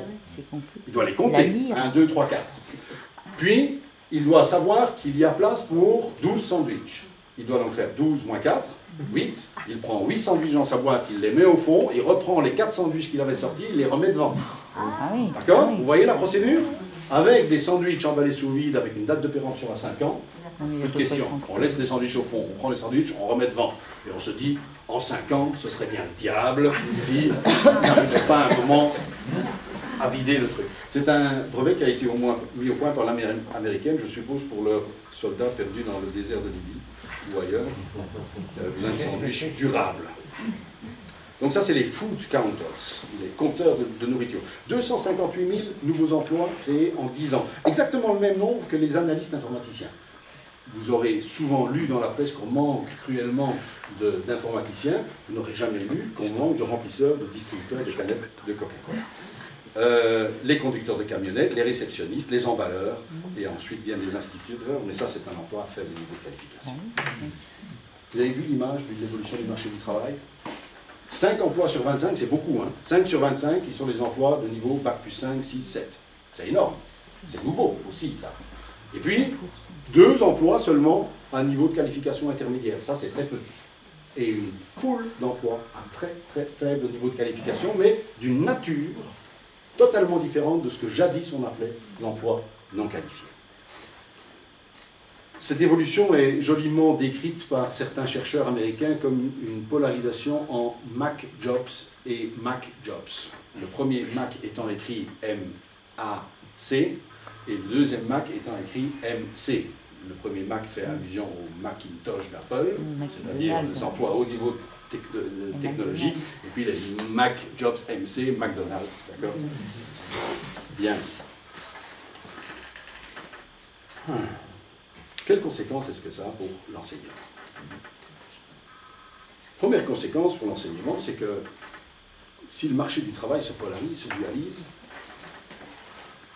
est-ce qu'il est encore censé, je veux dire en bonne logique de rentabilité économique, est-ce qu'il est encore censé de poursuivre un mouvement de massification de l'enseignement ou même de démocratisation de l'enseignement, si tant est qu'il n'y ait jamais eu une démocratisation réelle de l'enseignement? Est-ce que ça a encore du sens de mettre de l'argent dans une massification, une démocratisation de l'enseignement? Alors, la réponse logique semble être non, mais jusqu'à il y a quelques années, j'avais eu beaucoup de mal à trouver quelqu'un qui l'avouait avec clarté et avec sincérité. Jusqu'à ce que, grâce à vous, je veux dire grâce à la France, nous ayons eu, grâce à certains Français, parce que j'ai un peu de désordre dans mes papiers, voilà, ici. Jusqu'à ce que nous tombions sur le rapport Tello. Le rapport Tello écrit ceci. Enfin, Tello écrit ceci dans son rapport. La part des emplois peu qualifiés, ou requérant seulement une qualification d'ordre comportemental ou relationnel, demeurera considérable dans l'avenir. Certains domaines d'activité, comme la vente et les services à la personne, devraient même donner lieu à une création d'emplois importants. Donc là, Tello montre simplement qu'il connaît les chiffres que je viens de vous montrer. Et puis il conclut. La notion de réussite scolaire, pour tous, ne doit donc pas prêter à malentendu. Elle ne veut certainement pas dire que l'école devrait se proposer de faire que tous les élèves atteignent les qualifications scolaires les plus élevées. Ce serait en effet une illusion pour les individus et une absurdité sociale, puisque les qualifications scolaires ne seraient plus associées, même vaguement, à la structure des emplois. M. Tello nous dit, avec un cynisme extraordinaire, si tout le monde réussit trop bien à l'école, si tout le monde s'élève dans les apprentissages à l'école, mais qui c'est qui va remplir les distributeurs automatiques de canettes de coca? Qui c'est qui va faire ce sale boulot d'employé général de bureau où on attend de lui juste qu'il sache un peu manipuler les logiciels Microsoft et qu'il sache paragrapher deux, trois phrases dans une langue étrangère? Et puis j'ai trouvé encore plus cynique que ça. À peu près de la même époque date la citation suivante. Elle vient de l'OCDE, celle-là. Un chercheur de l'OCDE écrit, un rapport de l'OCDE écrit, c'est un grand rapport de l'OCDE sur l'école. Tous les élèves, n'embrasseront pas une carrière dans le dynamique secteur de la nouvelle économie. En fait, la plupart ne le feront pas. De sorte que les programmes scolaires ne peuvent pas être conçus comme si tous devaient aller loin. Les programmes scolaires ne peuvent pas être conçus comme si tous devaient aller loin. J'ai eu dans mes cours de physique à l'université, et toi sans doute dans tes cours de mathématiques, des cours de logique formelle. Et nous avons donc appris que la phrase « les programmes scolaires ne peuvent pas être conçus comme si tous devaient aller loin » est équivalente à la proposition « les programmes scolaires doivent être conçus de sorte que certains au moins n'aillent pas trop loin ». D'accord? C'est bien la même proposition. La résolution de la contradiction que j'évoquais tout à l'heure. Comment va-t-on faire mieux entre guillemets, mieux en termes de soutien de l'école à l'économie avec moins de moyens? Trouve ici une première réponse tout à fait limpide, claire. On va faire mieux pour quelques-uns en faisant moins pour tous les autres. D'accord? Le monsieur de l'OCDE qui a écrit ce texte, c'est qui? Son nom, c'est un rapport. Je ne connais pas le nom, de l'auteur, mais je peux vous trouver le document de l'OCDE d'où ça vient. Non, monsieur qui l'a écrit. Non, ça je ne le sais pas. Il faudrait. Oui. Ça va expliquer. Il est anonyme, je préfère être Oui, anonyme. mais ce nom n'est pas connu pour la simple raison qu'il s'agit d'un rapport officiel de l'OCDE. Dans les rapports officiels de l'OCDE, les auteurs ne sont pas mentionnés. Mais néanmoins, vous savez que l'OCDE a ses bureaux à Paris, et donc le monsieur qui a écrit ce texte, si ça se trouve, il habite quelque part à Paris, et puis il a peut-être des enfants aussi, hein, et quand il cherche une école pour ses enfants, j'imagine que comme chacun d'entre nous, il cherche une école qui permette à ses enfants d'aller le plus loin possible, d'accord? C'est ce que nous faisons tous, je suppose. Et puis, après avoir conduit ses enfants donc, dans cette école sur la rive nord de la montagne Sainte-Geneviève, du côté du lycée Henri IV, ou que sais-je moi, il passe de l'autre côté de la montagne Sainte-Geneviève, un peu plus bas, il y a les bâtiments de l'OCDE, et il écrit dans un document, les programmes scolaires ne doivent surtout pas être conçus comme si tous devaient aller loin. Parce que si tous vont loin, quel est l'avantage pour mes enfants à moi d'aller au lycée Henri IV? Ça n'a plus aucun intérêt. D'accord? Bien. Bien. Bien. Vous avez remarqué dans la liste des emplois qu'il y a deux caractéristiques. Un, polarisation du marché du travail, grand nombre d'emplois à faible niveau de qualification. Mais il y a une deuxième caractéristique que j'ai évoquée, c'est la nature de ces emplois dits non qualifiés. Je mets non qualifiés entre guillemets parce que, en fait, quand on regarde un petit peu, il y a plein de compétences qui sont demandées. D'accord? Mais justement, ces compétences, on va demander que tout le monde les ait acquises à la fin de l'enseignement obligatoire. Et donc, ce qui va être demandé, c'est deux choses. Premièrement, que tout le monde soit flexible et adaptable. Ça veut dire que le rôle de l'école ne va plus être de transmettre des savoirs. Le rôle de l'école va être de faire en sorte que tout le monde soit flexible et adaptable. Pour le dire avec les mots de nos responsables, par exemple, dans la bouche de Madame Cresson, à l'époque, je m'excuse de citer souvent Madame Cresson, mais c'est elle qui était commissaire européen au moment où ces politiques ont pour la première fois été mises en route. Madame Cresson écrivait ceci, je cite, « Le savoir est devenu dans nos économies et nos sociétés en évolution rapide un produit périssable. Ce que nous apprenons aujourd'hui sera dépassé, voire superflu demain. » En d'autres mots, les savoirs ne sont plus l'élément important. Ce qui compte maintenant, c'est les compétences et la formation tout au long de la vie. Bon, je m'arrête d'abord sur la formation tout au long de la vie. Je souhaite évidemment ardemment que les élèves qui passent dans mes classes, que mes enfants aussi, apprennent à apprendre tout au long de leur vie toutes les richesses des sciences, de l'histoire, des différentes formes d'expression artistique et culturelle, bref, qu'ils acquèrent de l'économie, de la géographie, qu'ils acquièrent tous ces savoirs, tous ces savoir-faire, toutes ces valeurs qui donnent force pour comprendre le monde dans lequel ils vont vivre, pour participer à la transformation de ce monde vers plus de justice, plus d'égalité, moins de barbarie guerrière. Alors rassurez-vous, ce n'est pas du tout de cela qu'il s'agit. Quand on nous parle de la formation tout au long de la vie, l'OCDE explique de quoi il s'agit. L'apprentissage tout au long de la vie repose sur l'idée que la préparation à la vie active ne peut plus être envisagée comme définitive et que les travailleurs doivent suivre une formation continue pendant leur vie professionnelle. Pourquoi ? Pour pouvoir rester productifs et employables. C'est de cela qu'il s'agit. Ce n'est pas de favoriser l'accès de tous à toutes les richesses de la culture, c'est favoriser le fait que les gens puissent rester productifs et employables dans des carrières, ou dans des non-carrières plutôt, où ils seront amenés à passer souvent d'un poste à un autre, d'un type d'emploi à un autre, d'une tâche à une autre. C'est ça, assurer cette flexibilité, cette employabilité.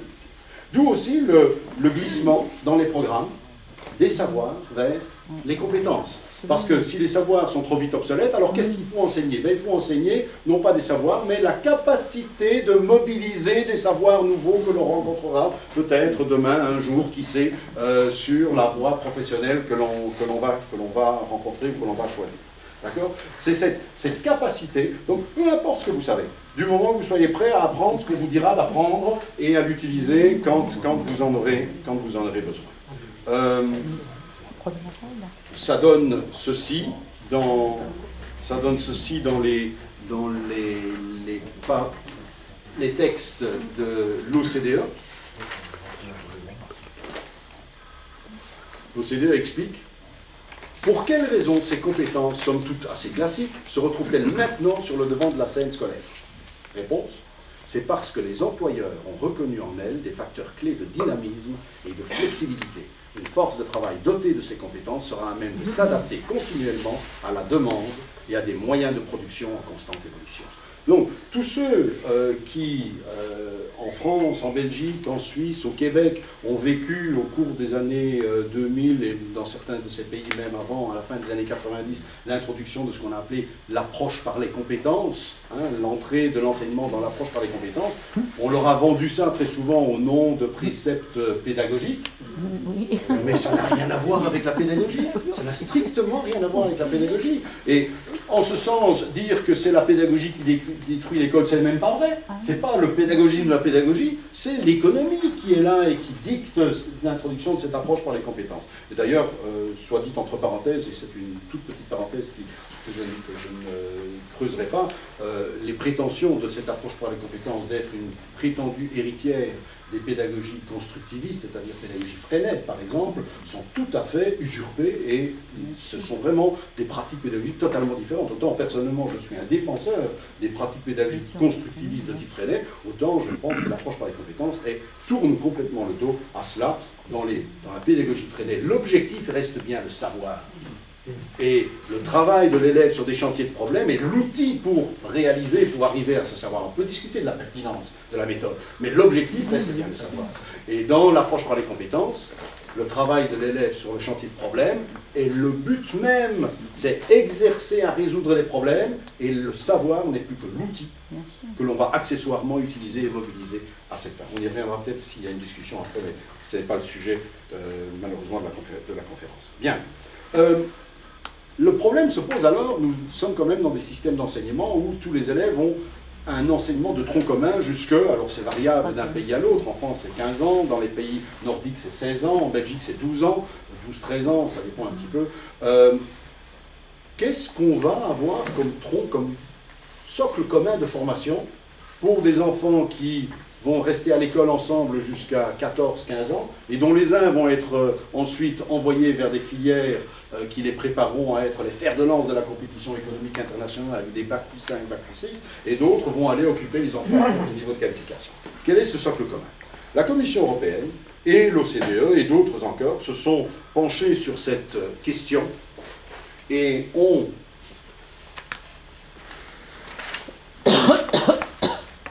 ils ont d'abord écrit ceci.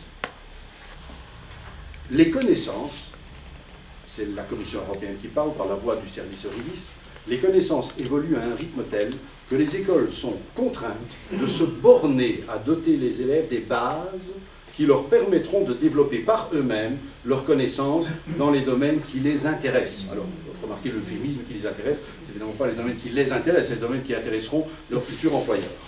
Il est en effet impossible de tout leur enseigner dans un monde où la somme de connaissances et d'informations augmente de manière exponentielle. Ça aussi, je n'ai jamais compris, Claude Allègre aussi, il avait cette formule-là, l'empilement des connaissances.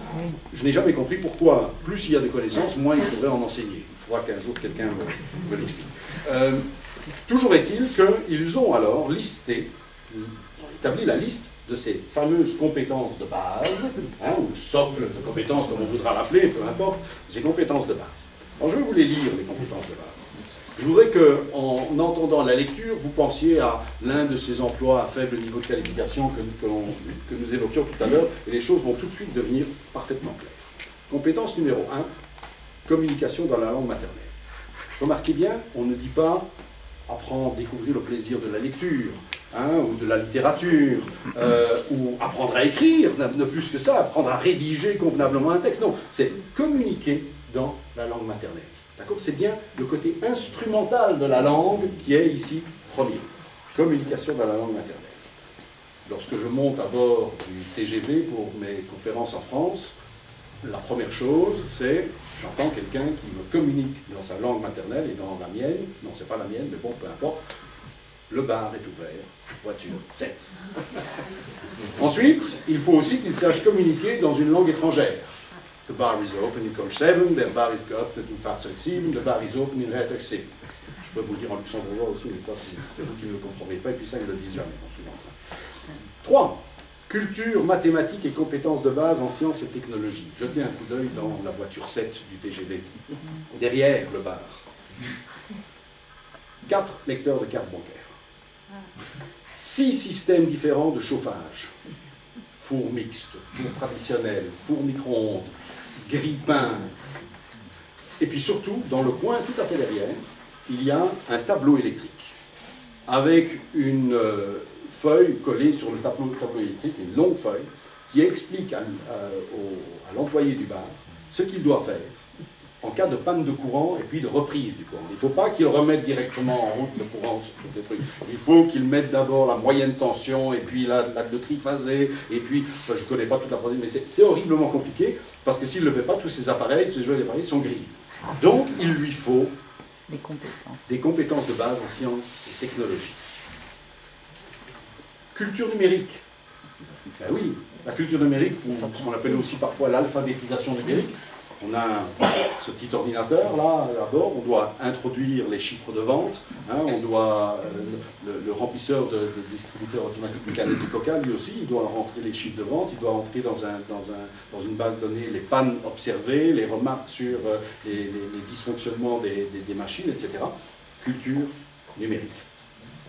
Il faut connaître le b.a.-ba de l'utilisation d'un système clavier, écran, souris, comprendre que si à l'écran apparaît la mention glisser l'icône dans la corbeille, il ne faut pas prendre le portrait du président et le mettre dans la poubelle. Il faut apprendre à apprendre. Apprendre à apprendre. Le jour où le camionneur de la Coca-Cola Company trouve à bord de sa camionnette un système de positionnement GPS. On dit aussi GPS? Oui. Un système de positionnement GPS, il ne faut pas qu'il dise à son patron, il me faut 2 semaines de formation avant de pouvoir me servir de ce truc-là. Il faut qu'en quelques clics, il découvre par lui-même comment utiliser ce GPS pour optimiser son circuit de distribution dans nos villes encombrées de circulation et de manifestants. Compétences interpersonnelles, interculturelles, compétences sociales et civiques. Le bar du TGV, il se trouve entre la dernière voiture de la première classe et la première voiture de la deuxième classe. Et il faut des compétences interculturelles, des compétences sociales et civiques, et puis j'oubliais la sensibilité culturelle pour pouvoir faire la conversation avec des clients aussi différents que l'un qui vient noyer la chute de ses actions en bourse et l'autre fêter le succès de son équipe de rugby anglaise préférée. Et enfin, il lui faut de l'esprit d'entreprise, c'est la dernière des compétences. Petite parenthèse, la Commission européenne explique que l'esprit d'entreprise doit être inculqué aux enfants dès l'école maternelle. Dès l'école maternelle, il faut développer l'esprit d'entreprise. Un jour, je descendais du TGV et devant moi descendait le monsieur qui travaille au bar et je l'entends parler à son collègue qui montait prendre la relève à bord de ce train et il lui dit aujourd'hui j'ai fait le 17h32, c'était pas génial. mais demain, je ferai le 18h45, ça rapporte. Et j'ai compris, j'avais pas compris jusqu'à là, que ces gens, ils ne sont pas simplement payés un salaire fixe, probablement très, très médiocre d'ailleurs, mais ils touchent un pourcentage sur leur chiffre de vente. Et j'ai aussi compris du coup pourquoi toutes les 10 minutes on me rappelait que le bar était ouvert en voiture 7. C'est ça l'esprit d'entreprise. Bien. Il faut peut-être que j'arrête, hein. Je suis en train de dépasser largement mon temps de parole, mais c'est parce que vous rigolez, alors je me laisse emporter.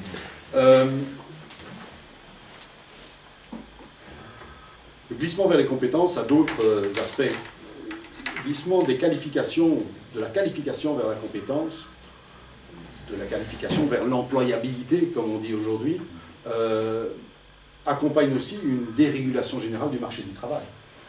Tant que le marché du travail est régulé par des qualifications, à ces qualifications sont associées des garanties sur le plan salarial, sur le plan des conditions de travail, sur le plan de la protection sociale, des garanties qui font l'objet de négociations collectives entre le patronat et les organisations de travailleurs.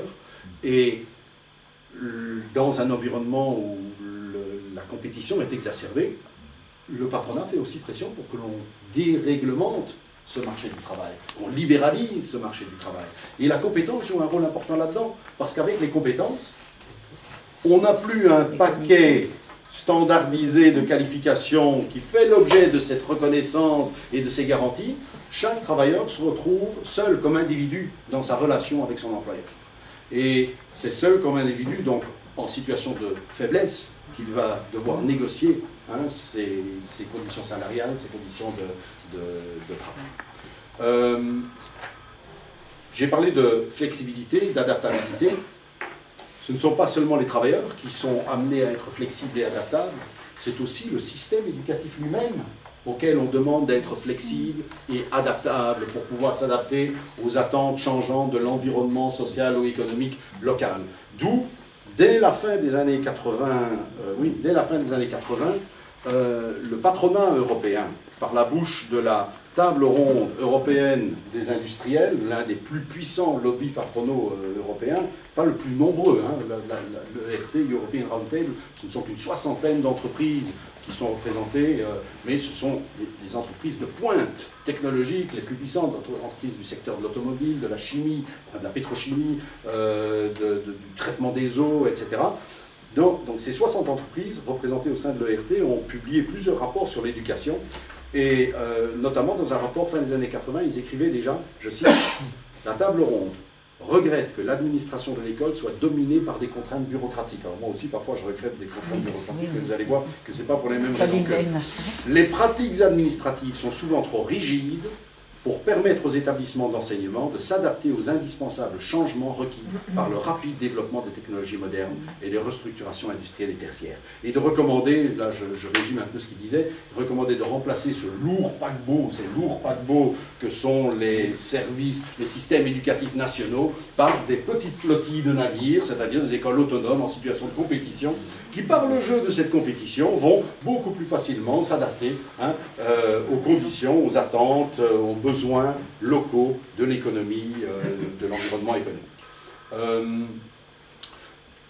Une autre raison pour laquelle il recommande de déréguler, d'abandonner les systèmes publics d'enseignement, c'est aussi parce que c'est un moyen, là on rejoint un petit peu la thèse de Morisson, j'allais dire, Morisson tout à l'heure, c'est un moyen aussi de briser les résistances. Où est-ce que je l'ai mis cette citation sur briser les résistances? Je me suis promis depuis des années que j'allais mettre un jour de l'ordre dans toutes mes notes, mais vous y avez échappé malheureusement. C'est pas celle-là. Je ne vais pas la retrouver. Je suis vraiment désolé, je ne la trouve plus. J'avais une citation qui disait, je ne la trouve plus, qui disait mettre les écoles en compétition, c'est aussi un moyen de briser la résistance traditionnelle des fonctionnaires, donc des enseignants, à tout changement. À partir du moment où les écoles sont mises en compétition entre elles, les enseignants seront eux-mêmes obligés d'accepter toutes les réformes qu'on est en train de faire. Je ne sais plus où j'ai mis la citation, peu importe.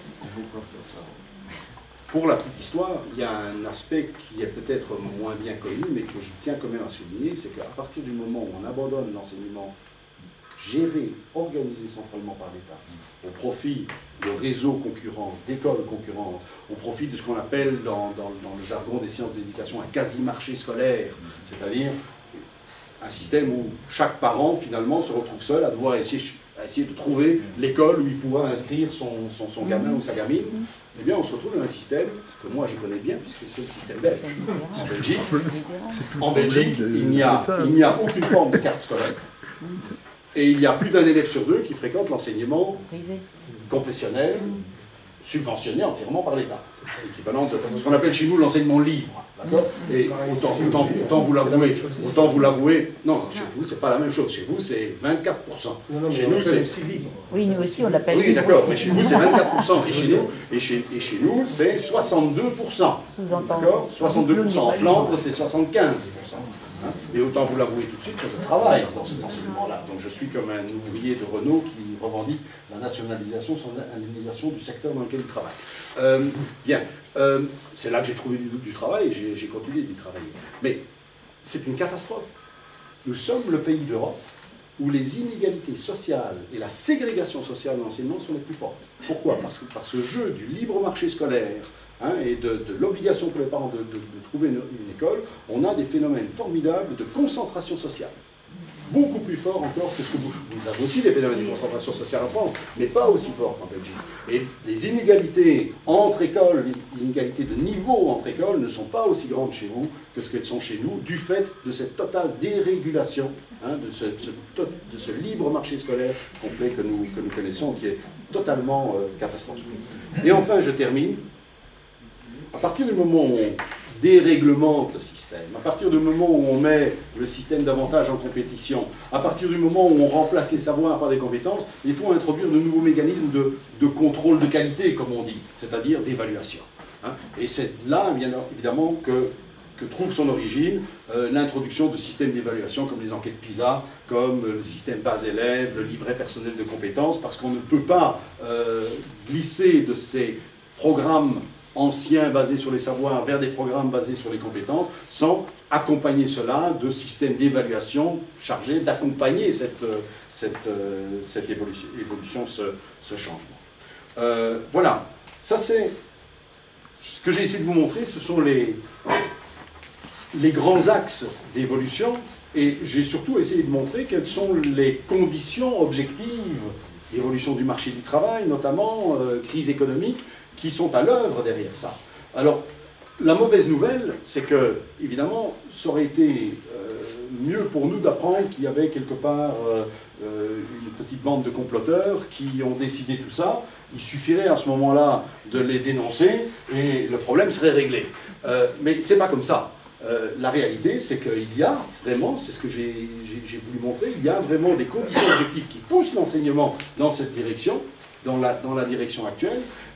Mais si je le dis, c'est pas pour vous dire tant pis, il n'y a rien à faire, il n'y a plus qu'à s'asseoir sur son derrière et à renoncer, mais c'est parce que je pense réellement que toute résistance commence par la capacité de comprendre.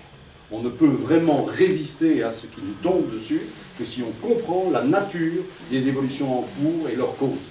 D'accord ? Et c'est aussi un appel à ne pas isoler le combat pour la défense d'une école, de l'émancipation et d'une école publique et démocratique, de ne pas isoler ce combat-là de tous les autres combats que nous avons à mener et qui sont très étroitement et très intimement liés. En revanche, si nous ne résistons pas, alors ce qui arrivera, c'est ce que nous explique ici, c'est la dernière citation, je vous rassure, ce que nous explique ici l'OCDE. J'avais pensé terminer par celle de Christian Morisson, mais tu me l'as reprise. J'en ai une autre, elle est pas mal non plus, elle est plus courte. L'OCDE écrit ce qui arrivera si nous ne résistons pas. Les pouvoirs publics n'auront alors plus qu'à assurer l'accès à l'apprentissage de ceux qui ne constitueront jamais un marché rentable et dont l'exclusion de la société s'accentuera à mesure que d'autres vont continuer de progresser. Fin de citation. Est-ce le comble du cynisme ou un ultime moment de lucidité? Je ne sais pas, je vous laisse seul juger. Merci.